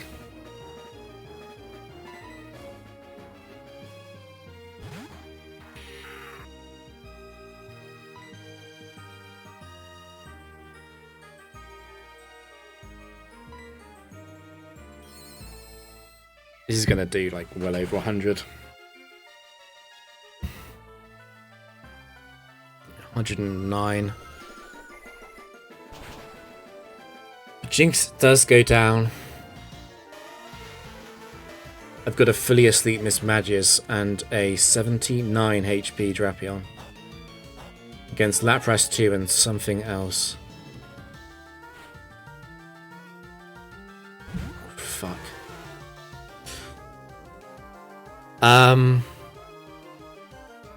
That's actually good news.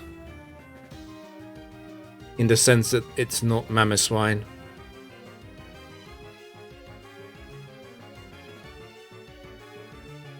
Fuck, what do I do here?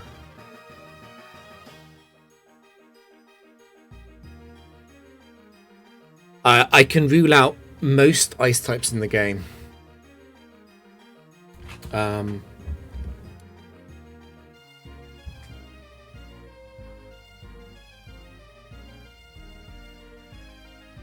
Let's go from the top of the list. It could be Abomasnow. It could be Abomasnow 2, that's possible. It can't be Articuno. That's impossible. It could be Dugong 3.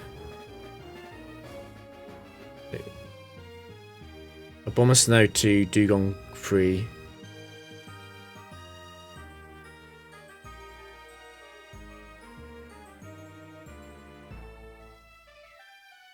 Can't be any Froslass set. Those are all impossible. Can't be Glaceon. Can't be Glalie.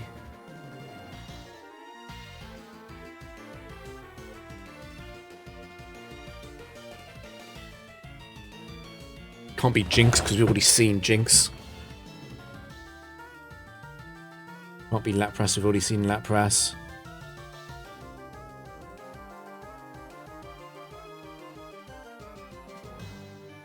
Can't be Mamoswine.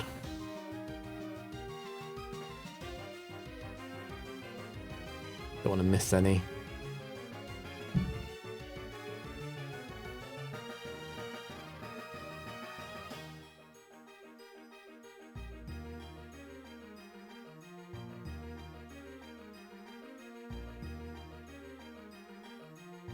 It can't be Regice. No, it can't be Regice.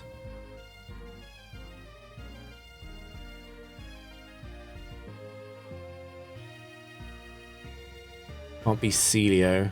I'm not sure if this is that's on this trainer, but that's impossible. Sneasel, impossible.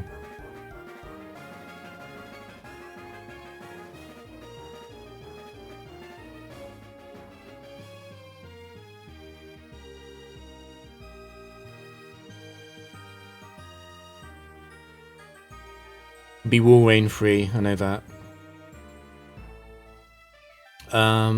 It can't be Weavile. Weavile comes in before Jinx.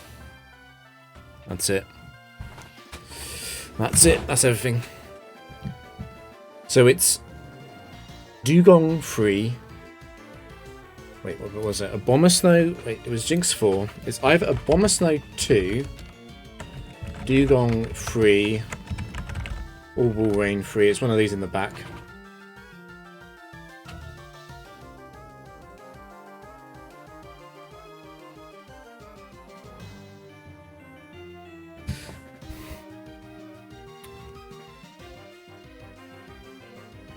Yeah, it's obviously scary as fuck. I didn't trick it at the start of the match, right? I think I just used Thunder Wave, yeah. It's still got its Quick Claw. It could just Quick Claw Sheer Cold me here. I think I have to wait for Perishong to switch, though. I think what I do is substitute and start using Dark Pulse.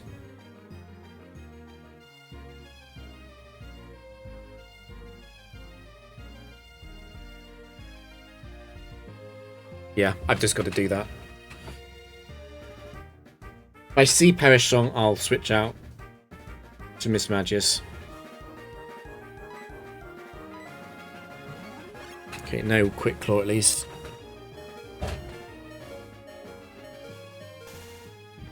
That's good.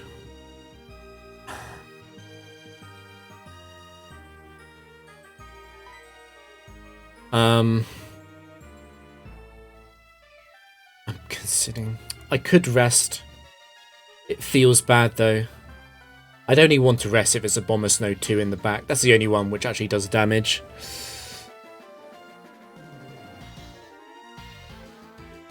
I think I just start Dark Pulsing.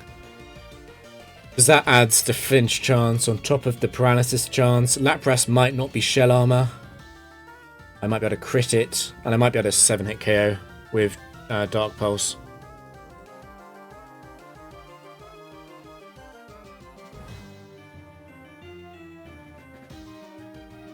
Yeah, fuck it. Sing, sing, sing, sing. Fuck. I do have enough HP for another substitute at least.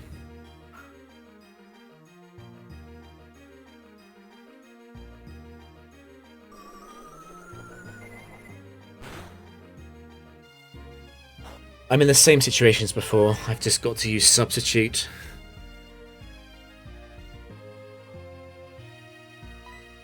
I can't let myself be naked in front of a Sheer Cold user.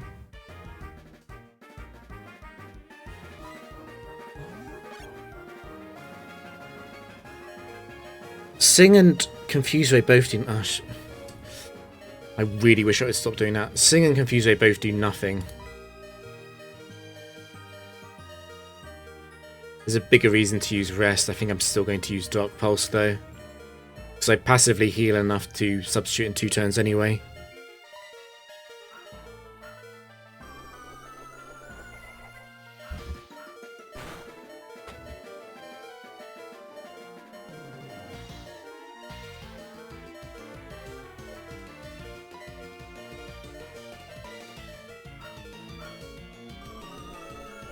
I'm able to substitute again on this turn. That's the wasted turn I want to see.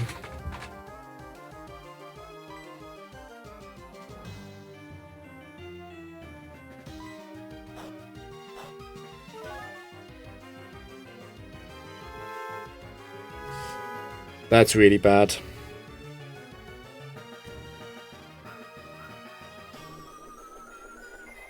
I need to think about when I switch.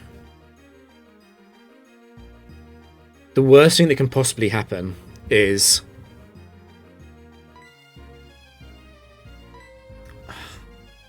I could switch into Sheer Cold and then Sheer Cold again on the Focus Sash break. I would then at least be in with Drapion as the next Pokemon comes in. Basically, it might be worth switching now. The final Pokemon, I kind of want to be up full health for because of the... It's going to be an Oko user. It would be a huge win to have Mismagius able to paralyze the final Pokemon, though. If I switch Mismagius early, it's more time on that. You've come into pure hell, yes.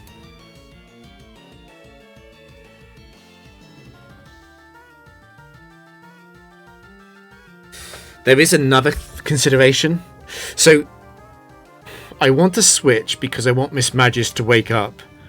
And these last 2 turns of Perish Song are a good opportunity to fish for that. On the other hand, I quite like staying in because I do more damage to Lapras.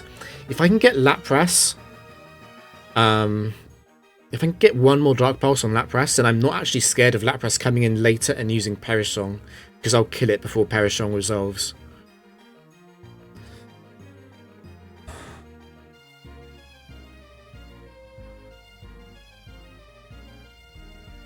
And I could stay in and do more than one Dark Pulse, which would help in case of Perish Song into Confuse Ray later if I don't have Substitute up.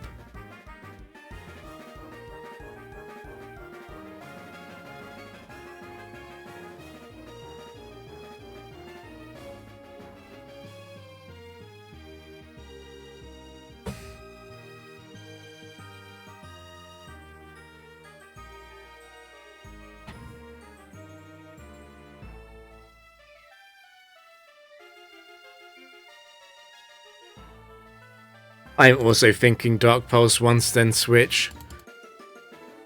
It's very logical.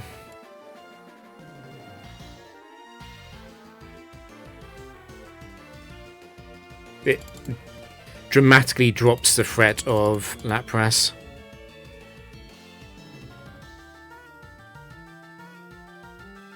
I think it has to be Dark Pulse once and then switch.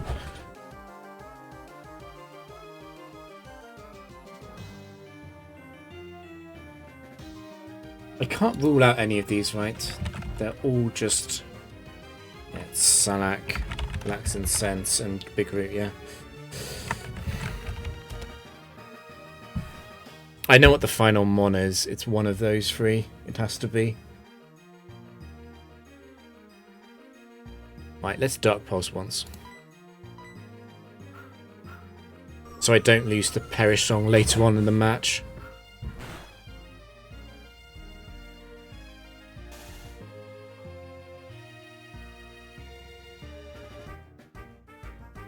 Yes, 1 extra lefties also helps if it's a Abomasnow too, that's correct.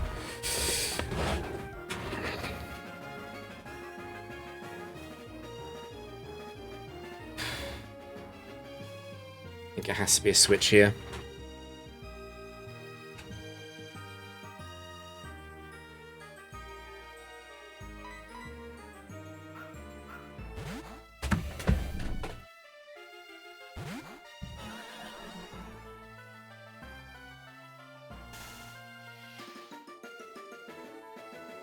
So I can't wake up this turn.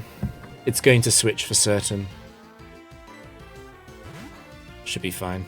The worst one by far is fuck. Okay. That's the worst one by far.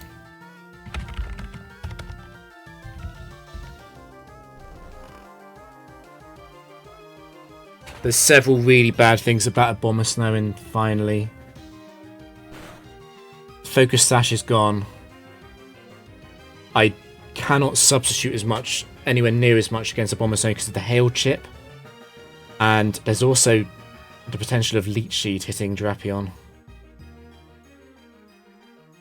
Oh, shit. The best thing Miss Magisk can do is still to just paralyze it. I know that.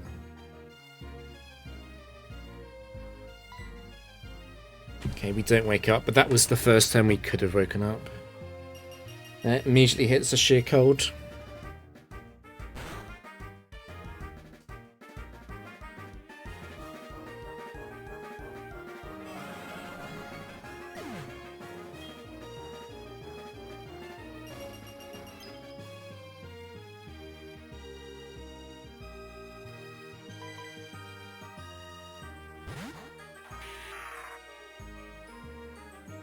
It's obviously Substitute. I'm just thinking about... I should be fine on Dark Pulse PP, even with an immediate Ingrain. Just a bit worried about being leeched. I'll have to worry about Sheer Cold first, though. Oh god, Acupressure's so bad here.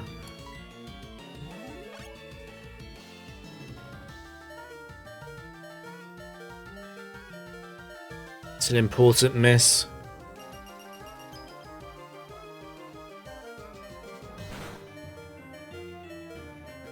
It should be fairly likely to Ingrain and Leech Seed. Let me check the AI on... I believe that Giga Drain is de-incentivized. Should be stuck. It's not guaranteed, okay. Expert AI on Giga Drain is 80% chance for -3.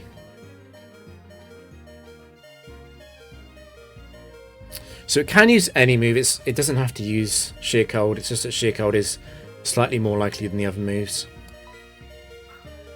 This is obviously very scary. It can hit Sheer Cold and then it can use it again potentially. Just going to hope that it ingrains or leeches. Or Giga Drains. Okay. Ingrain is good, but it does mean that Ingrain can't be used again.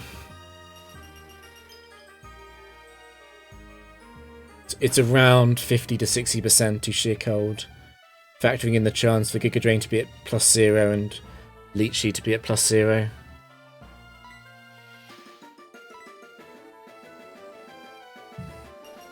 Shit.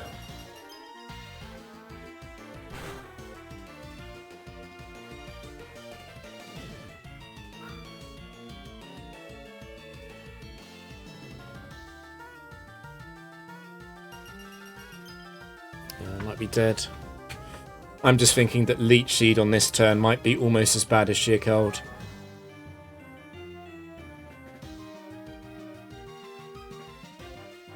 Can't do anything though.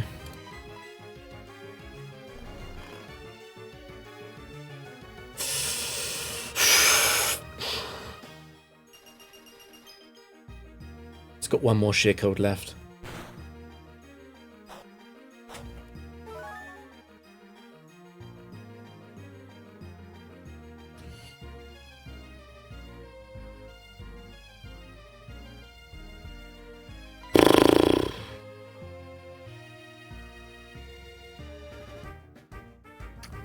Just thinking, it would be a massive risk. I don't have to substitute.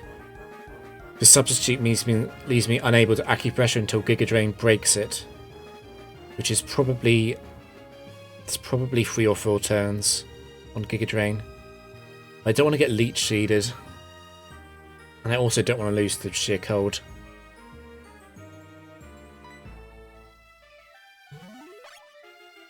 I'm not sure if I need Acupressure.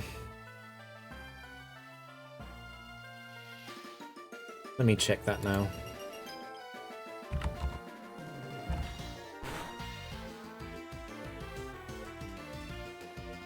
It has the big root up.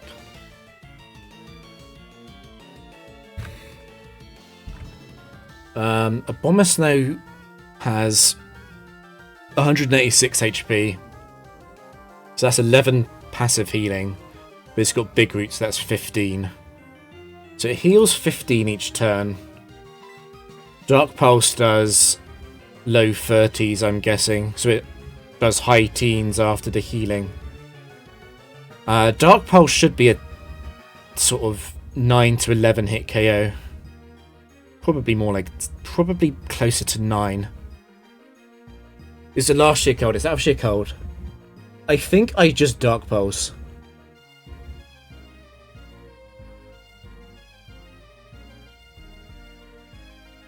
The thing that messes up the 9 to 10 hit KO is Giga Drain healing. So Giga Drain heals for about 8. 7 to 8. That brings my total damage down to low, very low 10s. I might be doing about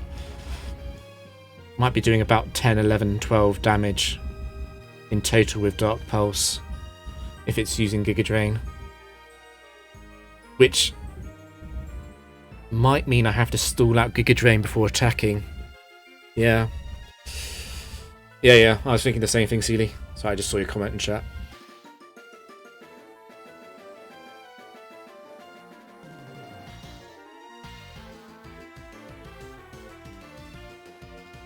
I mean,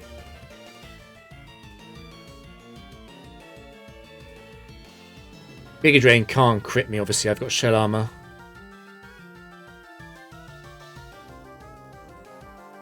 I think I'd stall it out of Giga Drain. I definitely want to stall it out of Leech Seed, if nothing else.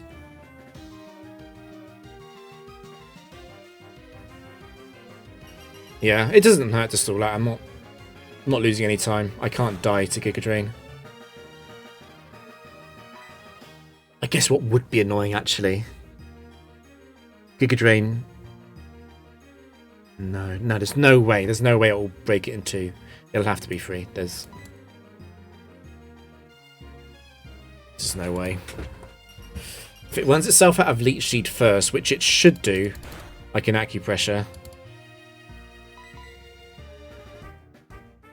Lapras has still got a Quick Claw, though. This is looking like a win.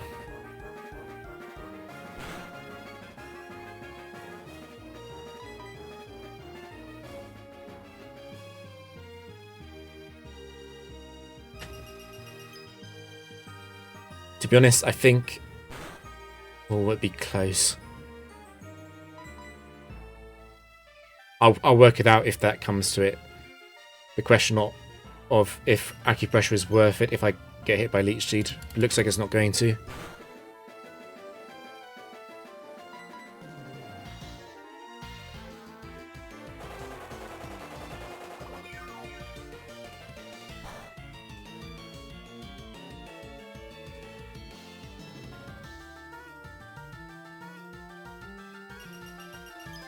I'm definitely not free for certain.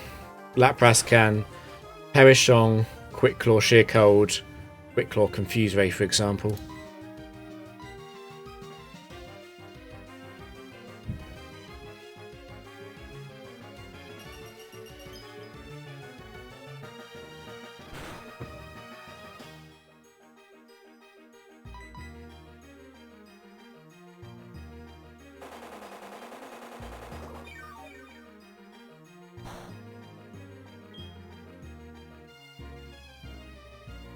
Yeah, I'm behind a sub, but it can break the sub with Sheer Cold. And I lose the Perishong tie.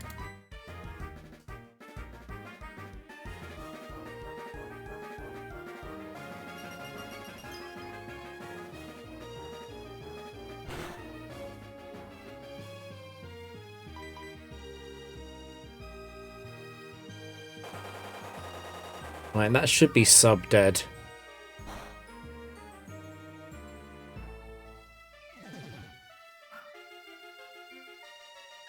Yeah, it doesn't look like there's any more surprises.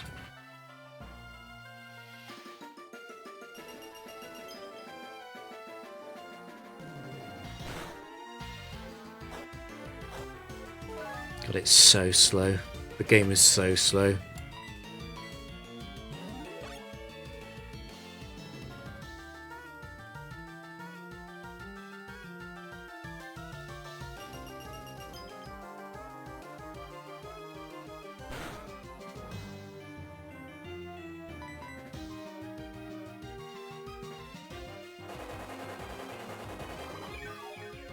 Yeah, we're turning off audio.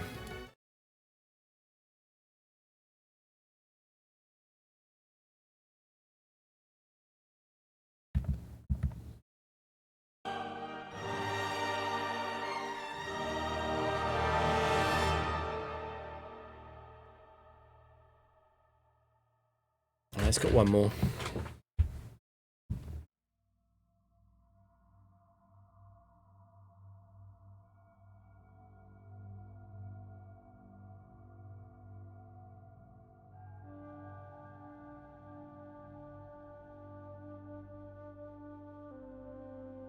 It should be almost impossible to miss the Leech Seed, the final one, when it's used. I'm still not going to turn up speed up. I don't want to mess up this game.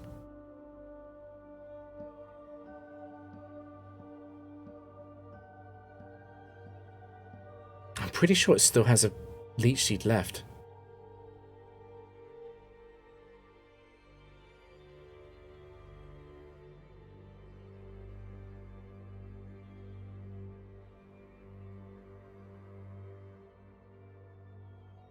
Yeah, I make it 9 Leech as well. It's very unlikely to Giga Drain over Leech. Anyway, but this substitute still gets broken. I'm never going to regret this substitute. Okay, there's the final one.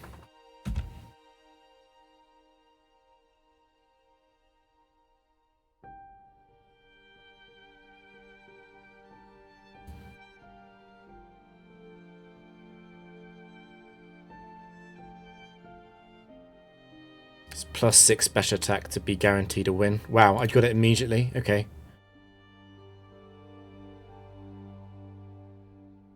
I guess that's it. There's no point stalling.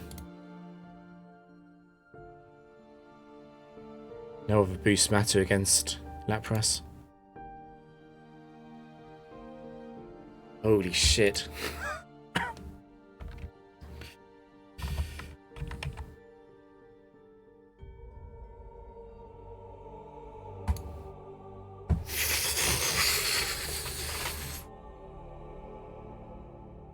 Right, it's Pokefan Eudora.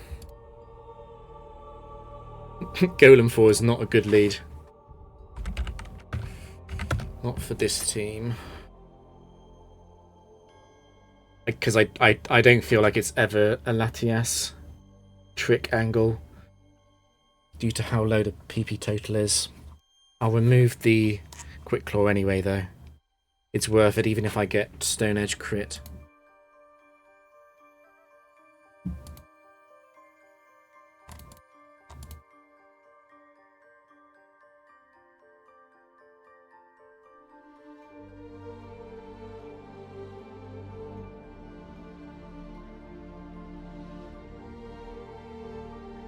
Defense is good.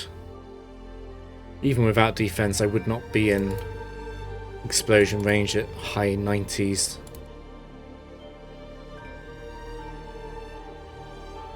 Once it's out of Earthquake, the chance of exploding goes up dramatically.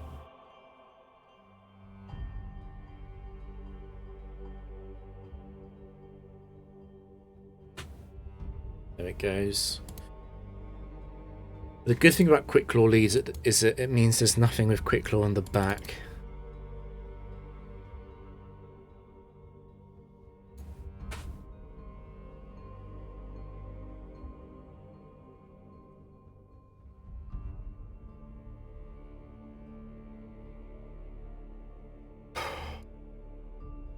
Magnezone 4 is always scary because of Bright Powder. I can't do anything actively against it though. It's Magnezone 2.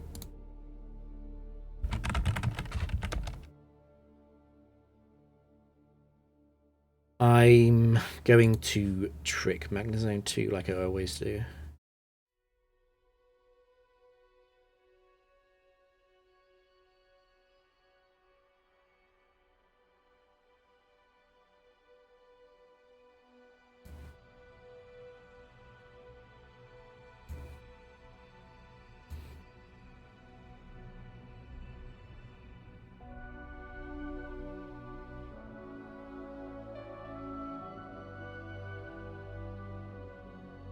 No defense.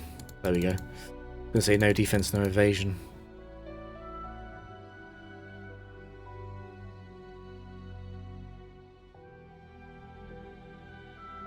T-Wave has carried this game hard.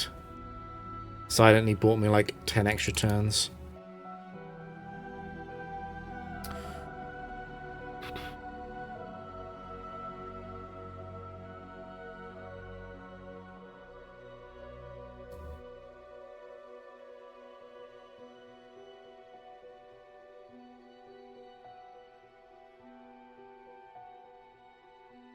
That's a Dark Pulse kill. Crunch doesn't get that kill. I'm gonna immediately Memento. I have respect for Swampert 2. Forgot about Swampert 1, but Swampert 1 is not as scary as Swampert 2 is.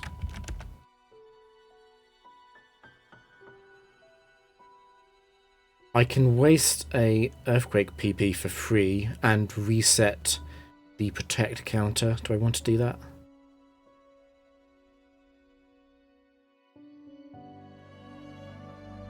Does that achieve anything at all? It might do.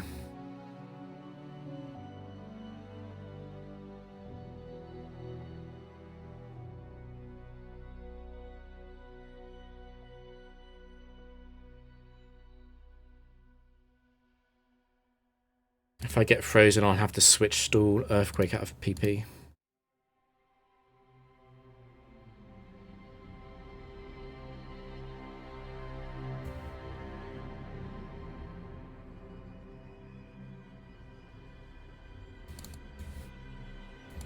The AI really does love Protect spam.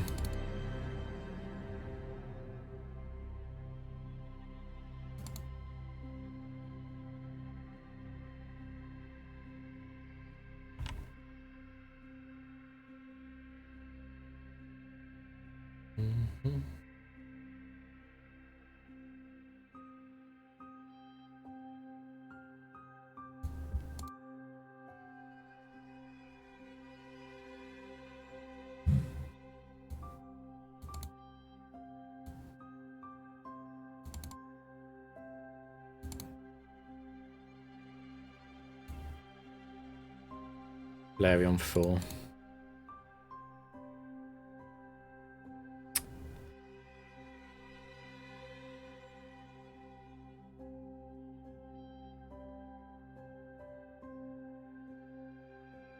Nice crit, but it's too late.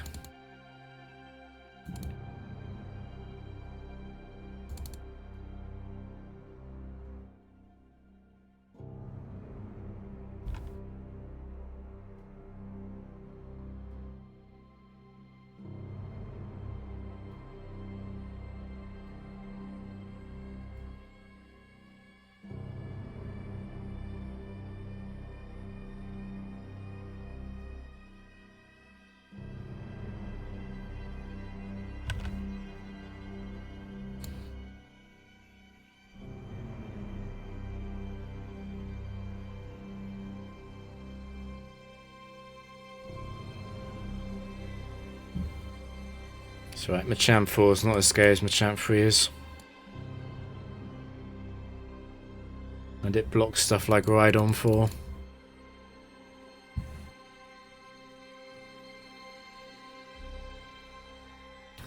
Diddy 3.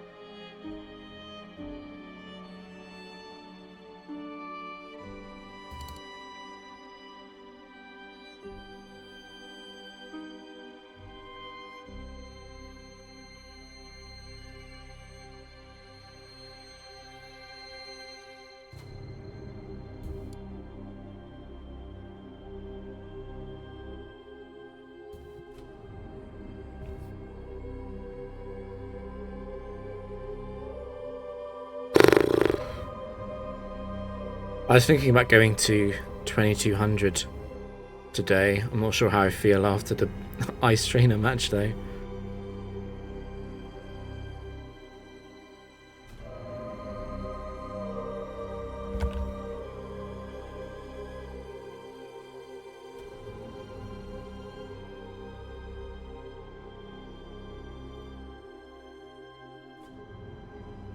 I'm amazed that some random is aware of this streak.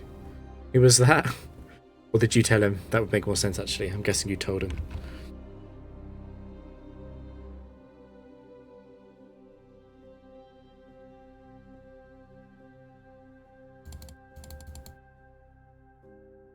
I'm sorry if I ignored your sub, Haru. I know that it might have happened during the game.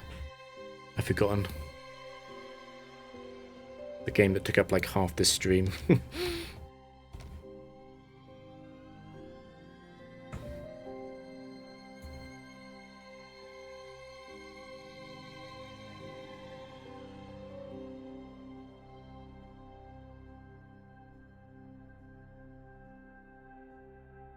Carly's going to become famous here so she can rebuild the ranch. With her Slowbro 4.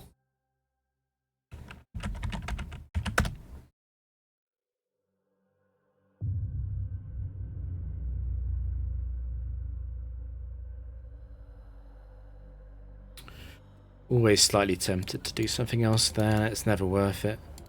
I get a lot of free turns on Slowbro because it always likes to reset Trick Room.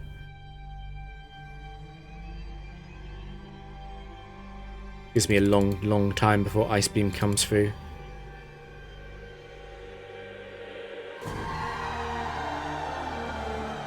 I haven't got a single special defense boost, so that was necessary, which is very rare.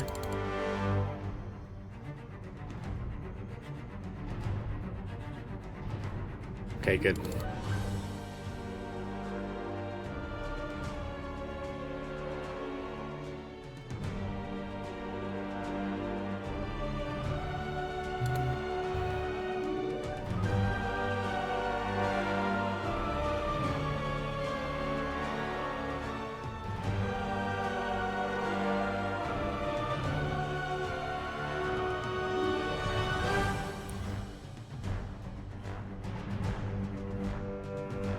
Gallade 1 again. It's only a problem if I boost myself with attack before defense.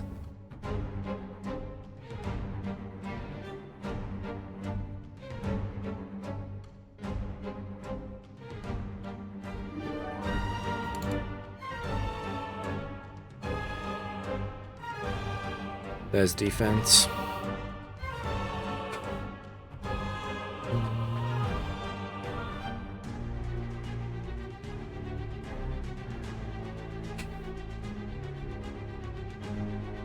It's also nice to have people in chat suggesting sensible ideas. And I'm sorry if it ever seems like... because this annoys me when someone else does it. If I'm watching a streamer and I say something in chat and then they try and pass it off as their idea, it does bother me. I'm sorry if anyone feels like I ever do that. I'm often not looking at chat directly as I stream. I think there's a lot of people coming up with good ideas at the same time. But it's encouraging to think something is probably best and then look at chat and see someone else says it.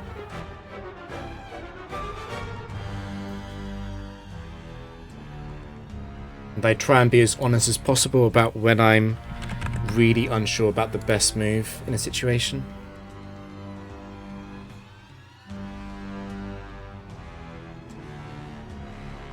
I'm trying to remember the Staraptor 4 situation because I can't remove the choice band. Yeah, it's always just pray Latias doesn't get crit moment.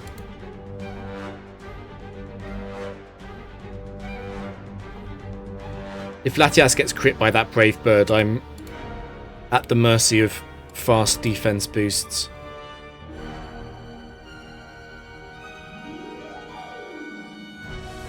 or evasion.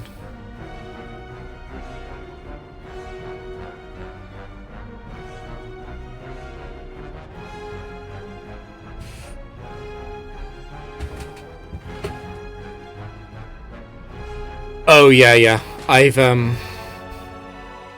I've played Physical Drapion on stream, and it is very annoying. It's a lot worse when you aren't choice locking them. But yeah, it makes moves like Signal Beam really annoying. It's really awful to switch out as well.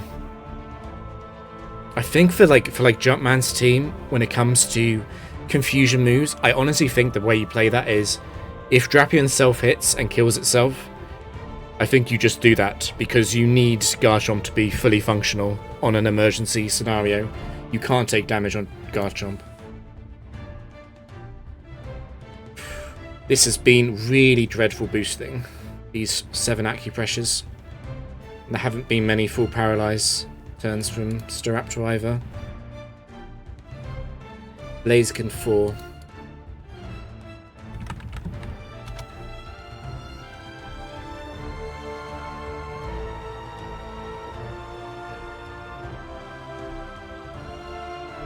I really feel like this is a switch.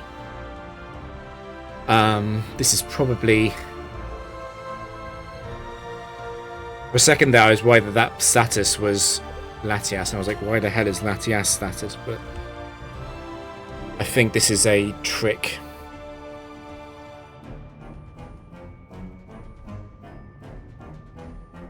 Yeah, that would be an I mean, I'm just thinking, I didn't do as many highlights when I was playing Jumpman's team, but it is on my YouTube.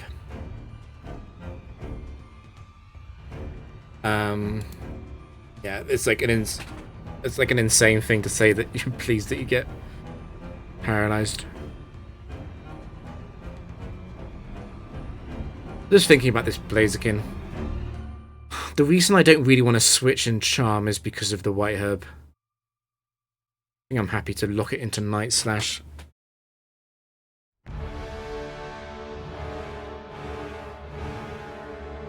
I'm definitely switching because I have no defensive boost at all.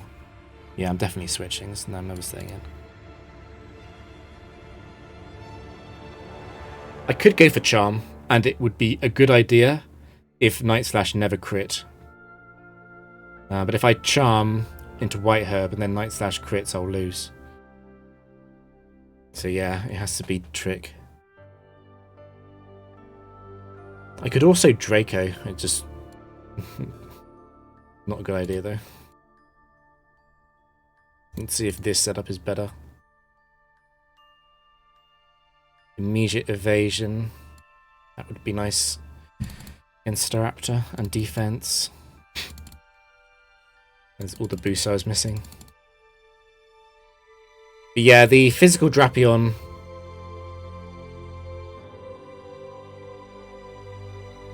I don't know. You have a slightly better Entei 1 matchup when you sweep.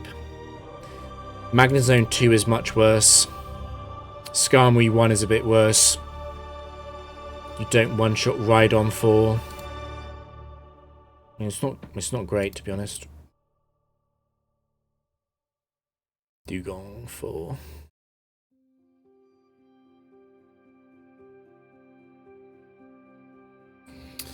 I don't know. The major upside I see on physical Drapion is in very low boost scenarios. So, actually, Jinx is a perfect example. If Jinx fucks Mesprit, physical Drapion can just crunch Jinx. Which is not ideal, but you win the game. And you don't have to rely on Garchomp taking any damage, but special Drapion, there is, in general, Dark Pulse does a lot less damage against all these special attackers, because generalizing, most special attackers also have higher special defense. I see that as the major plus for running Crunch.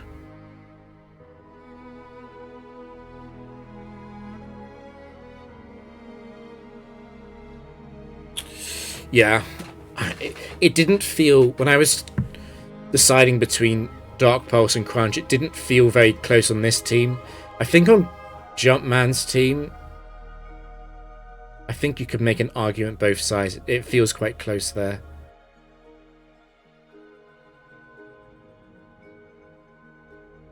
I mean, if you're in a situation like I was earlier, where Drapion just has to kill something, that is like a 1 in 500 or worse outcome. That's exceptionally rare, and you are severely fucked if that happens.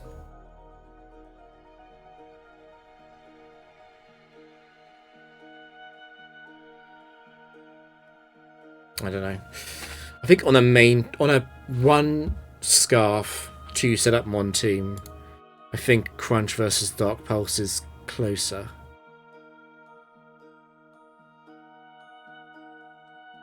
Because, like, if you've got Garchomp in the back, you're not that afraid of Rhydon 4. Like, you're a bit afraid, but not really. You'd be very unlucky to lose to that.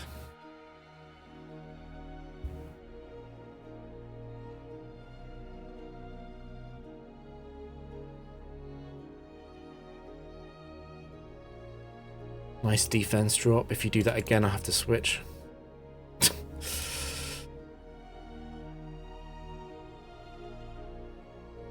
Do I want to flash this time?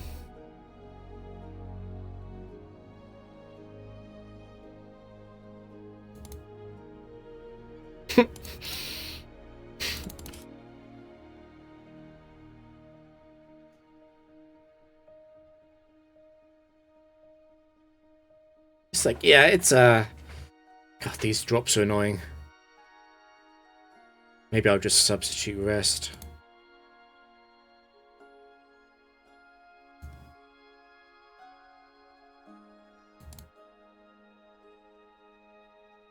I wonder how much, because he never really talks about it on the thread. I wonder how much, if at all, Jumpman ever considered special Drapion. Because, like, he might have done. If he told me he had considered it, I would believe him. Well, what are these drops? I know it's 30% to drop, but Iron Tail hitting at all should be rare.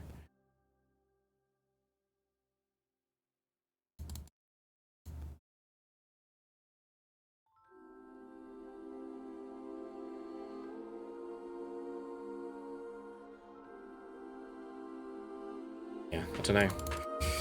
Jumpman never really shared any notes with his team in Gen 4, and honestly, the notes he did share were slightly dodgy. I don't think a lot of them stand up.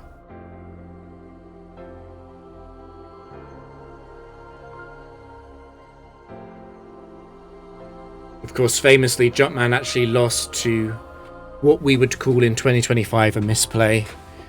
Jumpman lost to Metagross 4, Drifblim 4, Dugtrio 3.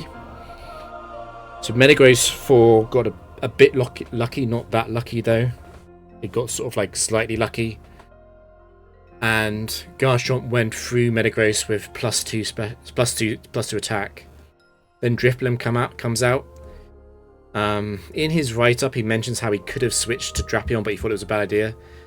I can tell you that with 2025 knowledge, you definitely switched there. You definitely switched to Drapion, because the chance of Drifblim 4 going for Explosion is very low when you factor in the AI on Explosion and also the AI on Air Cutter. It's obsessed with Air Cutter because it's a high crit move.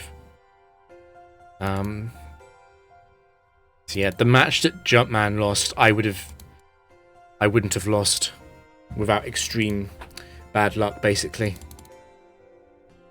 Easy to say that in hindsight, I know, but rather than a misplay, it was just the factor of playing back in the day when we didn't know anything about the game. Aggron's back. It's Ironhead.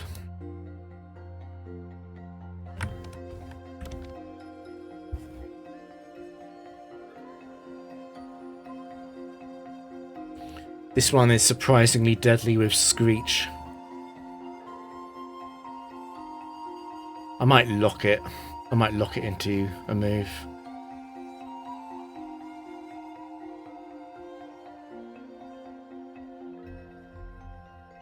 It's locked into Screech. I'm just going to flash that to speed up the process a bit since it's a 40 PP move anyway.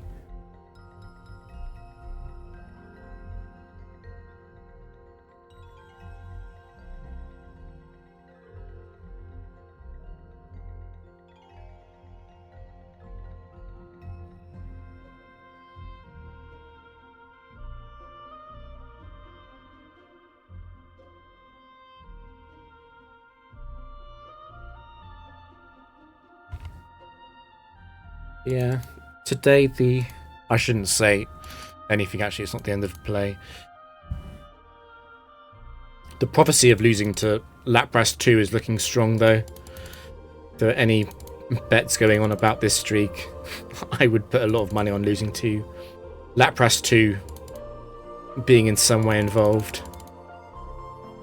Either in the back after an incomplete acupressure setup and then going for Perish Song, or in the lead, where it does the most damage. It's Magmortar 1.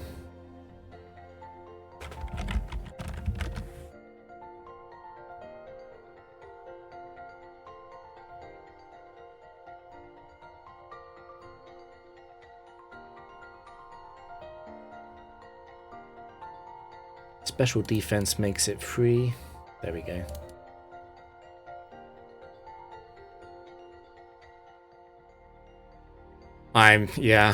I'm aware that we're getting close.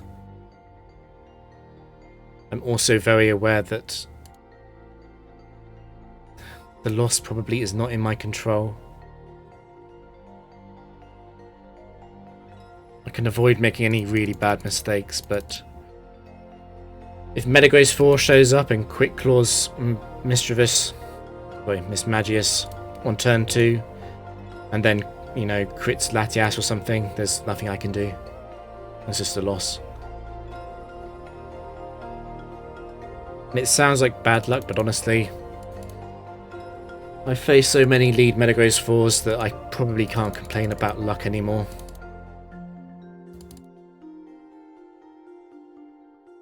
Metagross 4 is a... what was it?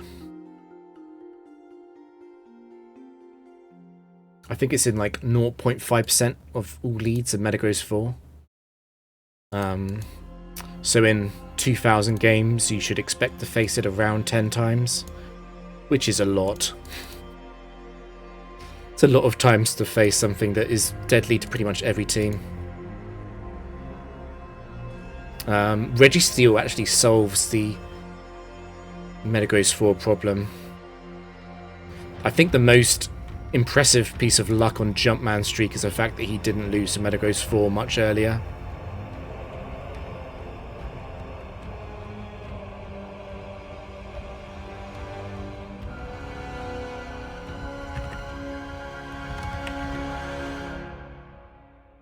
Oh my god.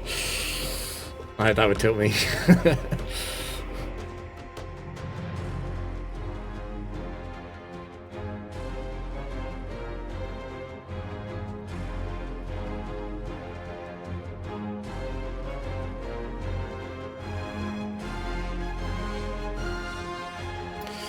I would really like the next 400 games to be simple. That would be really nice. No surprises.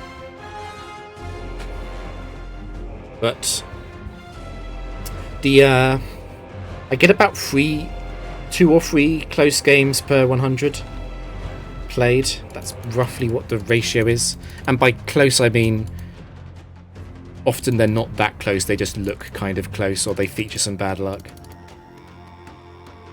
Truly close games is about 1 in 300, 1 in 400. And probably will get one before the record. Probably will get another one.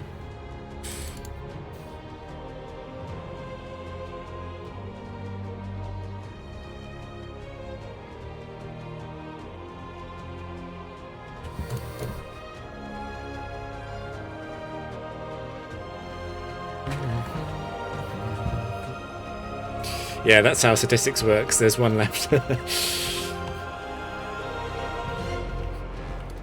It is so funny how I also think like that.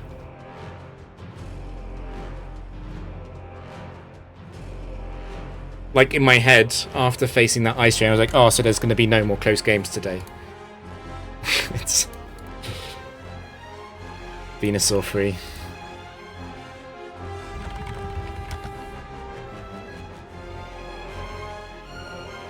Double curse is annoying. It's a little bit annoying because Outrage crit kills Latias. So I can lose. If I charm, I can lose because it can curse back up to +6. +2 attack. It can boost its way past Memento and 1 charm. So it's actually trick and not charm.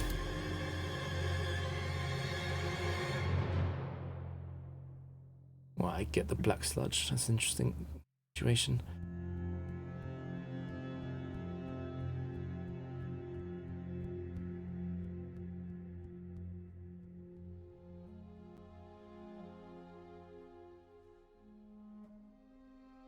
Just thinking it's at +1. It's a little bit different from usual because of the black sludge. I take 23 damage a turn.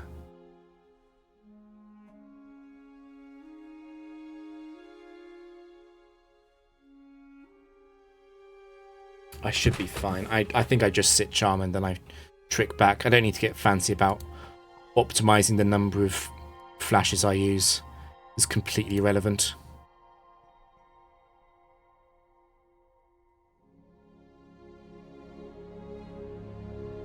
I can trick back now. It's not going to use curse again.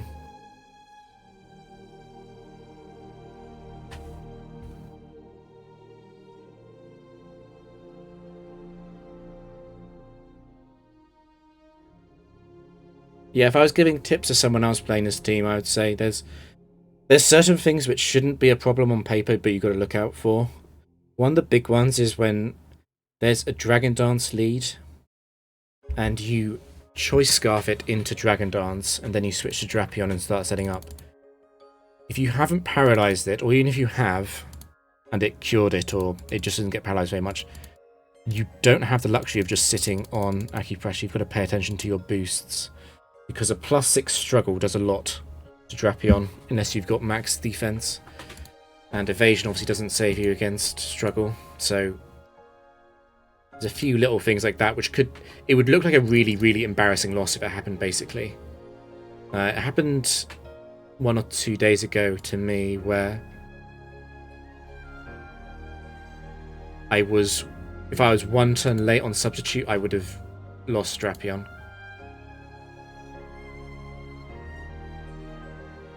Or something like that. It's Victory Bell 2. A terrible Pokemon.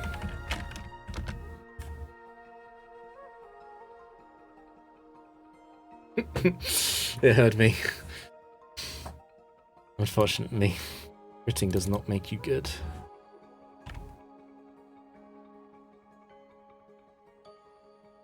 But yeah, there's that. There's also the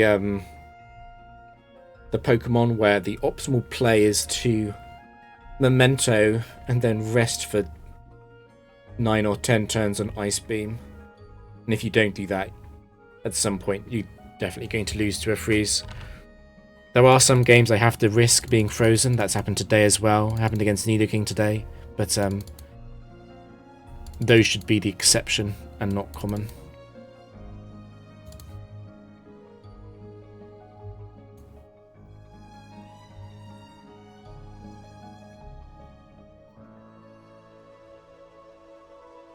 It's been almost 3 hours and I've only played 50 games. It's exceptionally slow.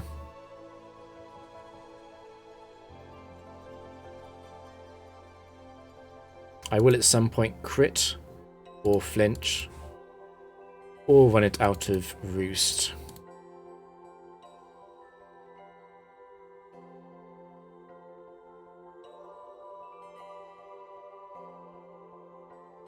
It's slaking 4.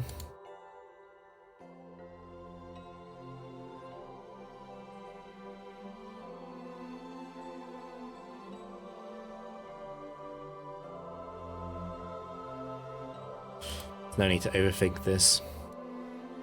I could have switched there.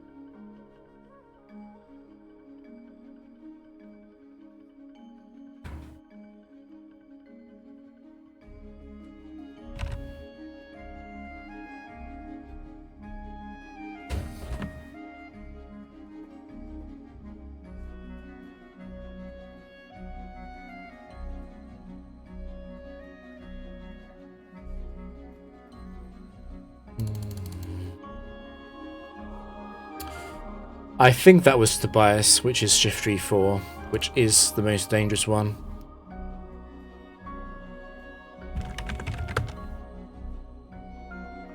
And it was, that's fine. Don't lose anything by checking.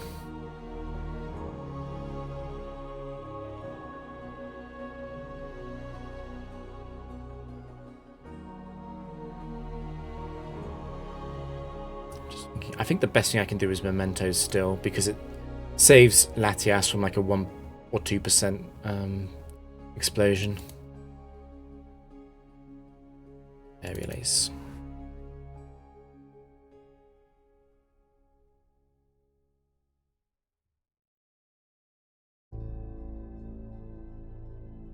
You're allowed to get defense. There we go.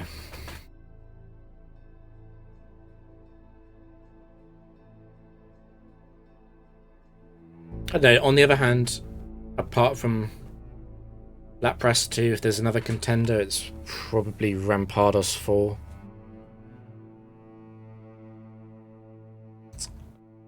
I think between Lapras 2, Rampardos 4, and pretty much every Pokemon that knows the move Explosion, I think those account for like 70% of the chance of losing. Perhaps a bit more. I feel like that's roughly what it is.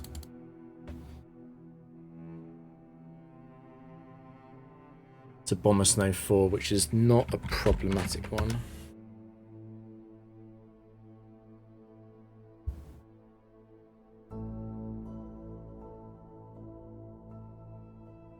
I'll Memento just in case Avalanche crits Latias.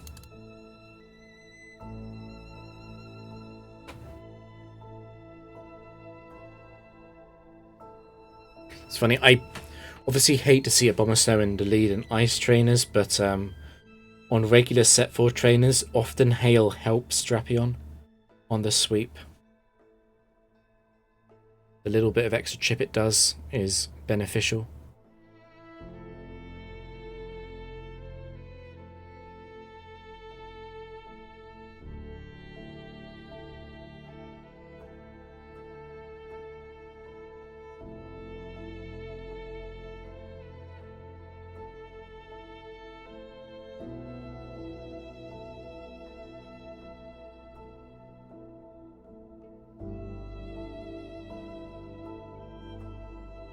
I think also, like, I'm hoping it doesn't happen, since I want to pay a bit more attention now that I'm close, but the chance of me just absent-mindedly clicking and Drapion fating to burn or something,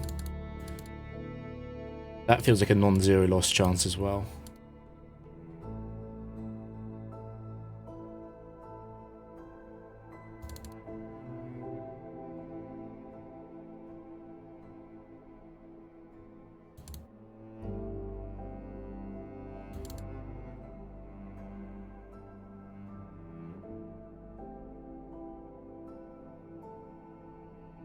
Number 1 worldwide. It's a quick 4.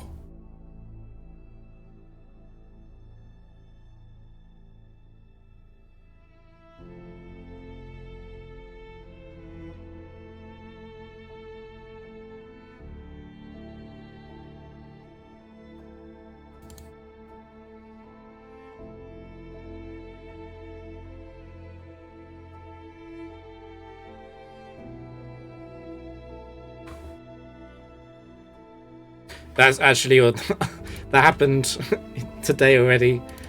My water bottle fell over on my mouse. That happened today. Luckily, like 95% of turns are not sensitive, and 99% of turns are not immediate loss sensitive with this team. It's part of why it's so boring to play. I guess it's a small safety feature. Although, clicking this and then clicking this, that's an immediate loss as well, so I shouldn't say too much.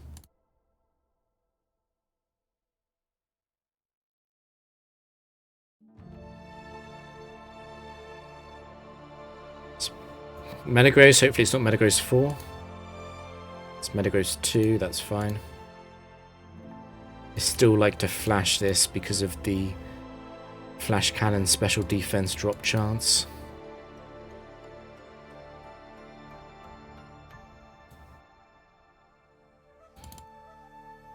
Looks like Flash isn't working today again.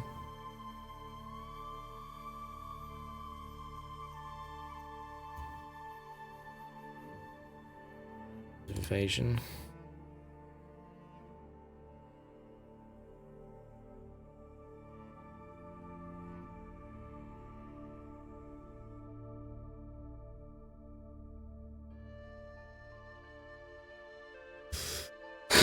Oh, I see. Okay, I didn't know that about double battles on the position of the cursor. That's interesting. It's the kind of stuff you... I know obviously you played because you were streaming it. It's a kind of thing where you only know that if you've actually played the game.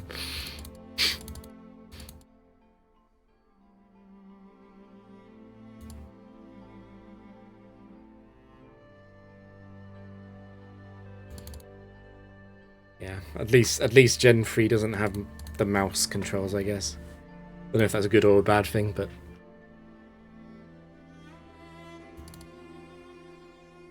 It is very nice how I can play almost the entirety of Tower on my mouse.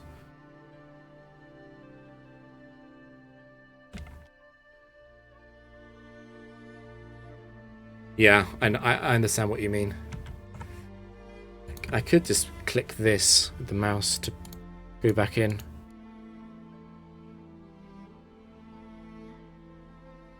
Slightly faster to use the keyboard as well.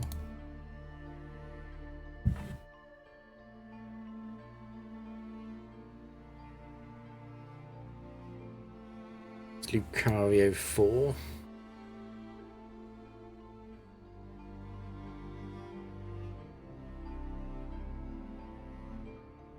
Yeah.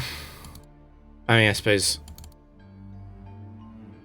it would be possible to write some kind of like abstracted interface where you click something and then a macro goes and enters the inputs for it.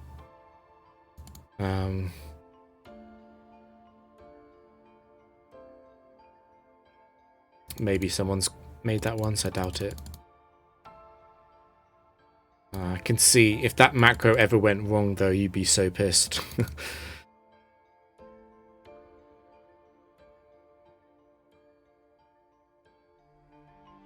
It's a bit like this actually. I would love a macro that just pressed acupressure until there was 27 PP left.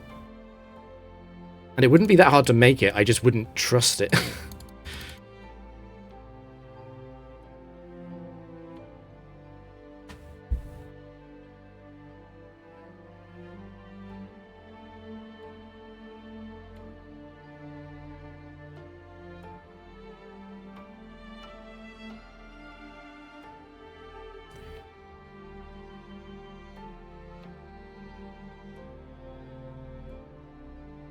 Snorlax 4.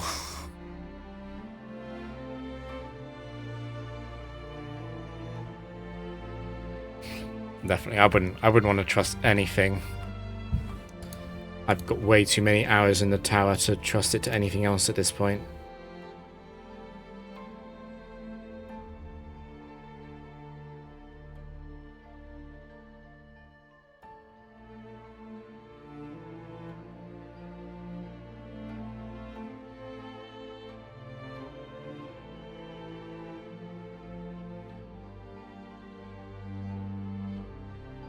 The real beauty of Emerald, though, is the even on a weak computer, it's pretty easy to get like a 30 times speed up on most emulators. I'm maxed out on this PC. It's not a weak PC, but I'm capping out at like 10x right now. Although I wouldn't be able to play this team at 60x because I wouldn't be able to read the acupressure boosts.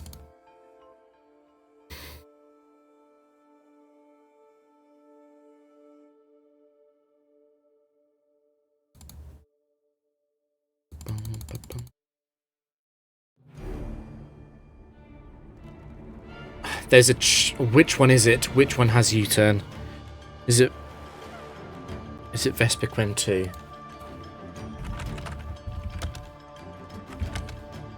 No, it's Vespiquen 3. This is a nasty set. Hopefully it's Vespiquen 4 or 1 or something. Okay, that's fine.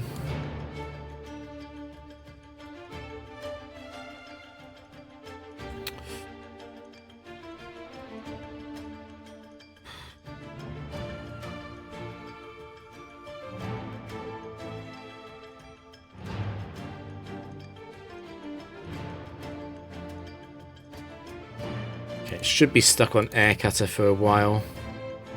I got the special defense boost immediately anyway. And triple evasion. That's really good boosting. Yeah, that self-hit did a lot. Even though I'm min-attack. And I got another attack boost there. There's the defense. With significantly worse luck there, that could have been annoying.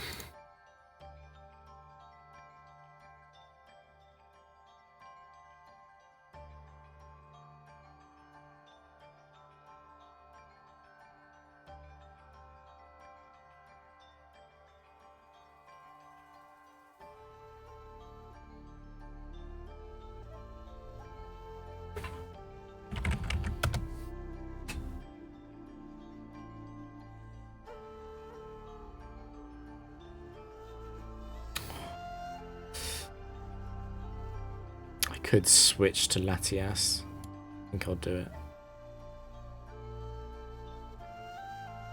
Downside of this is that I'm switching into Ice Punch when Drapion comes in. If that happens, I'll have to PP stall out Earthquake.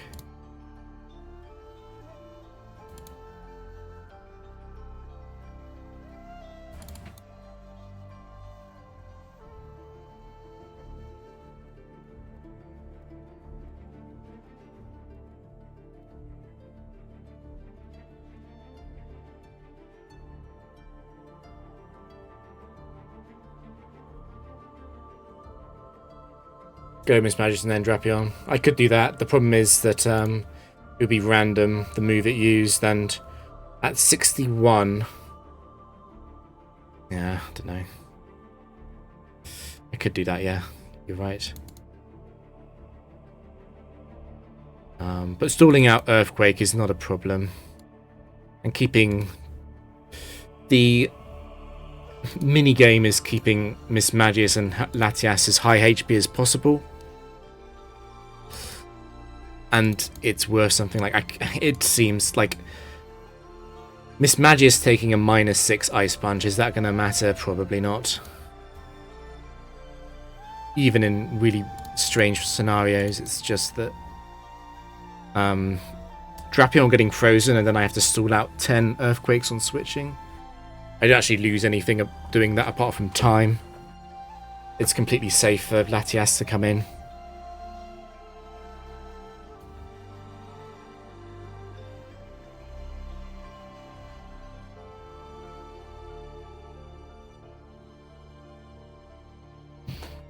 And then because it has Fire Punch, I'm guaranteed to get the setup at the end. Viperia is irritating as a lead. That's Viperia.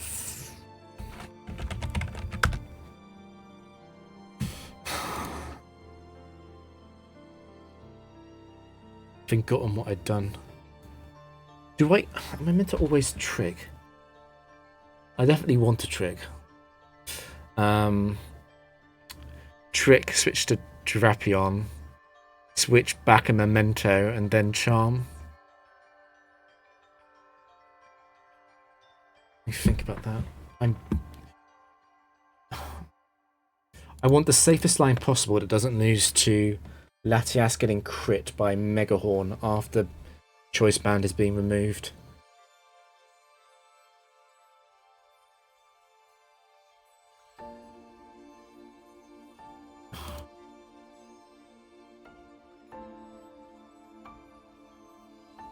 I don't think there's any way to guarantee that because of the...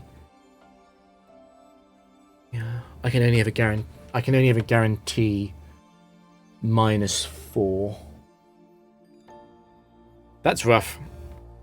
Rhyperior 4 is just too strong, I guess.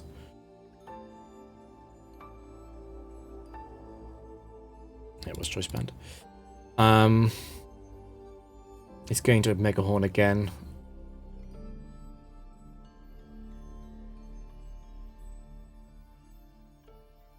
Oh, fuck. I forgot that I skill swapped on turn 1. I'm dead. In the past, I always used Trick on turn 1 against Rhyperior.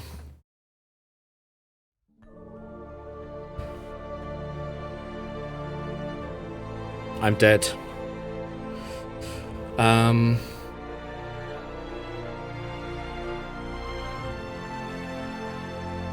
Let me think about this. Do I have any chance? Because Latias will survive a Megahorn after Choice Band removal.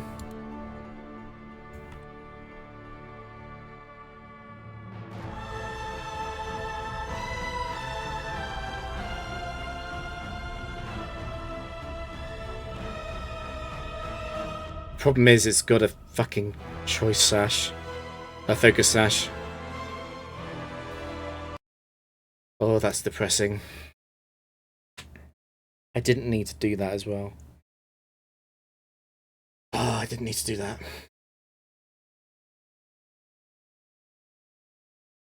It's Focus Sash, so it's guaranteed to get a Megahorn attempt.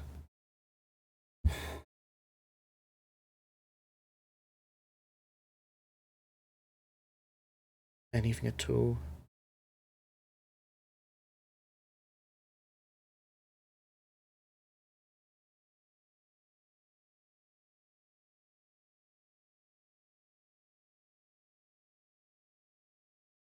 I might have a small chance of winning with, like, a double Draco crit or some shit.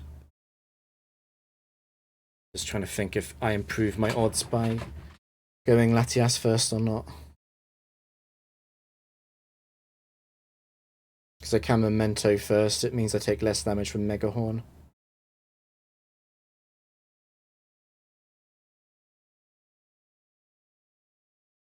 I could also trick back.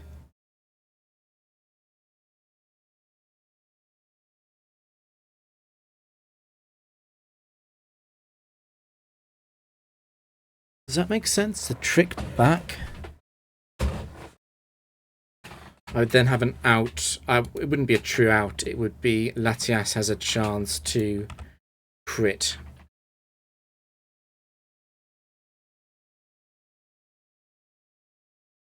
Fuck, that sucks.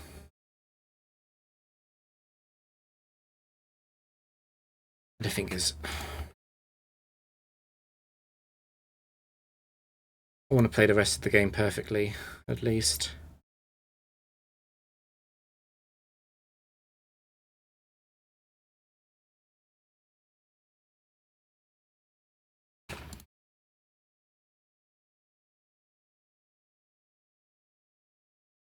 It probably makes sense to go Latias first. Probably makes sense to go Latias first and go for the Megahorn miss.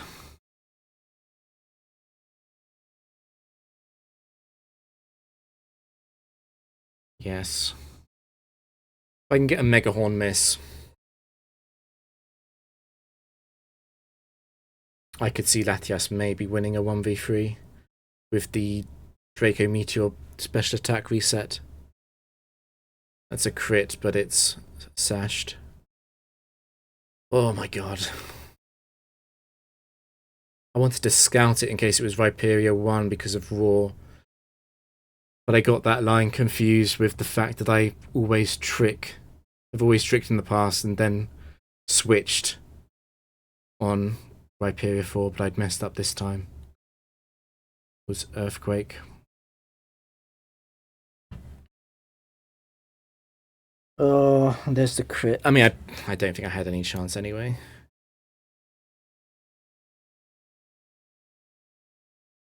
Right, let me see what was in the back. I was so preoccupied about talking about the fact that I had a 6.25% chance or whatever to lose to a Megahorn crit against Latias into no defense boost. Forgot about the fact that I'd used skill swap at all. Ah, shit.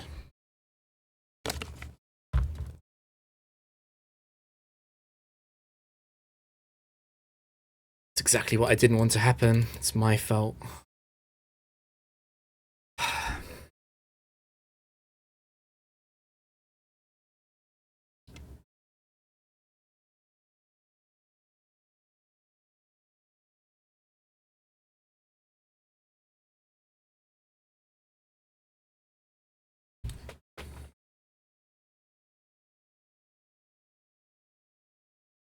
I should have just switched straight to Latias because it was going to Earthquake guaranteed.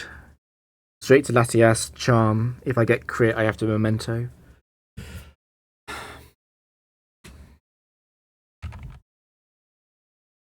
What was it in the end? 1260? I didn't even beat PTK.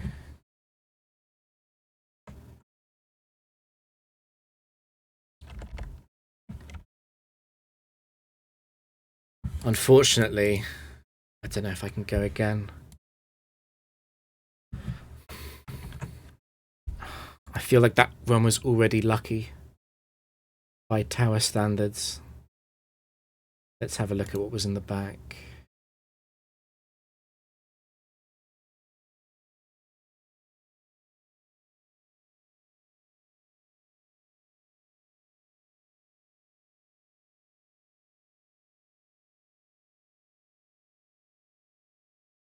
Aggron Breloom.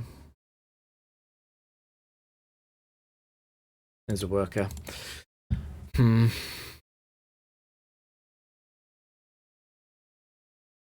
Yep.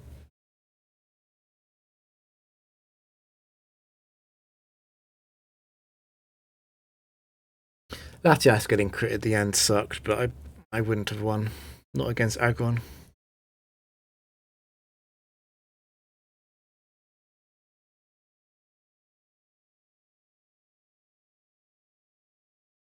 Oh.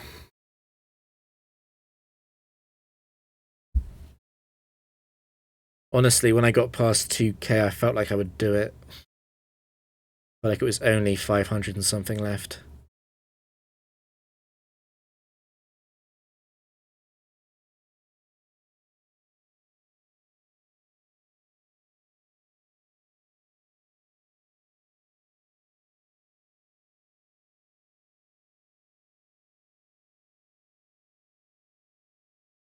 Fuck. It's 90 hours. More than 90 hours.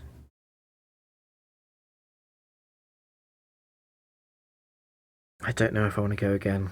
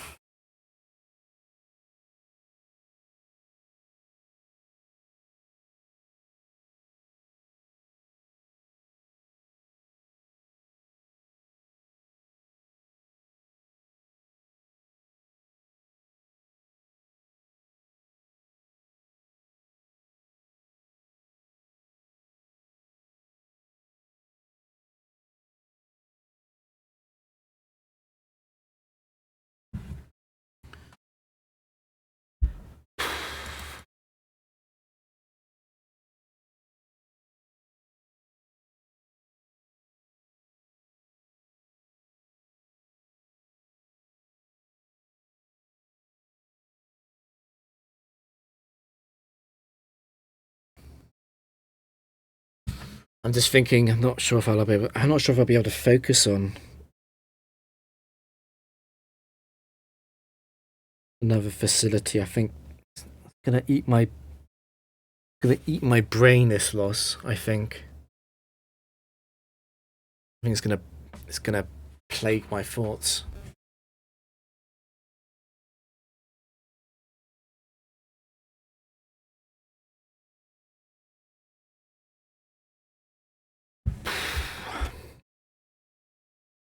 It's I if I felt like if I felt like if I felt like I could go again and make 0 misplays and definitely get the world record, I would do it. The issue is that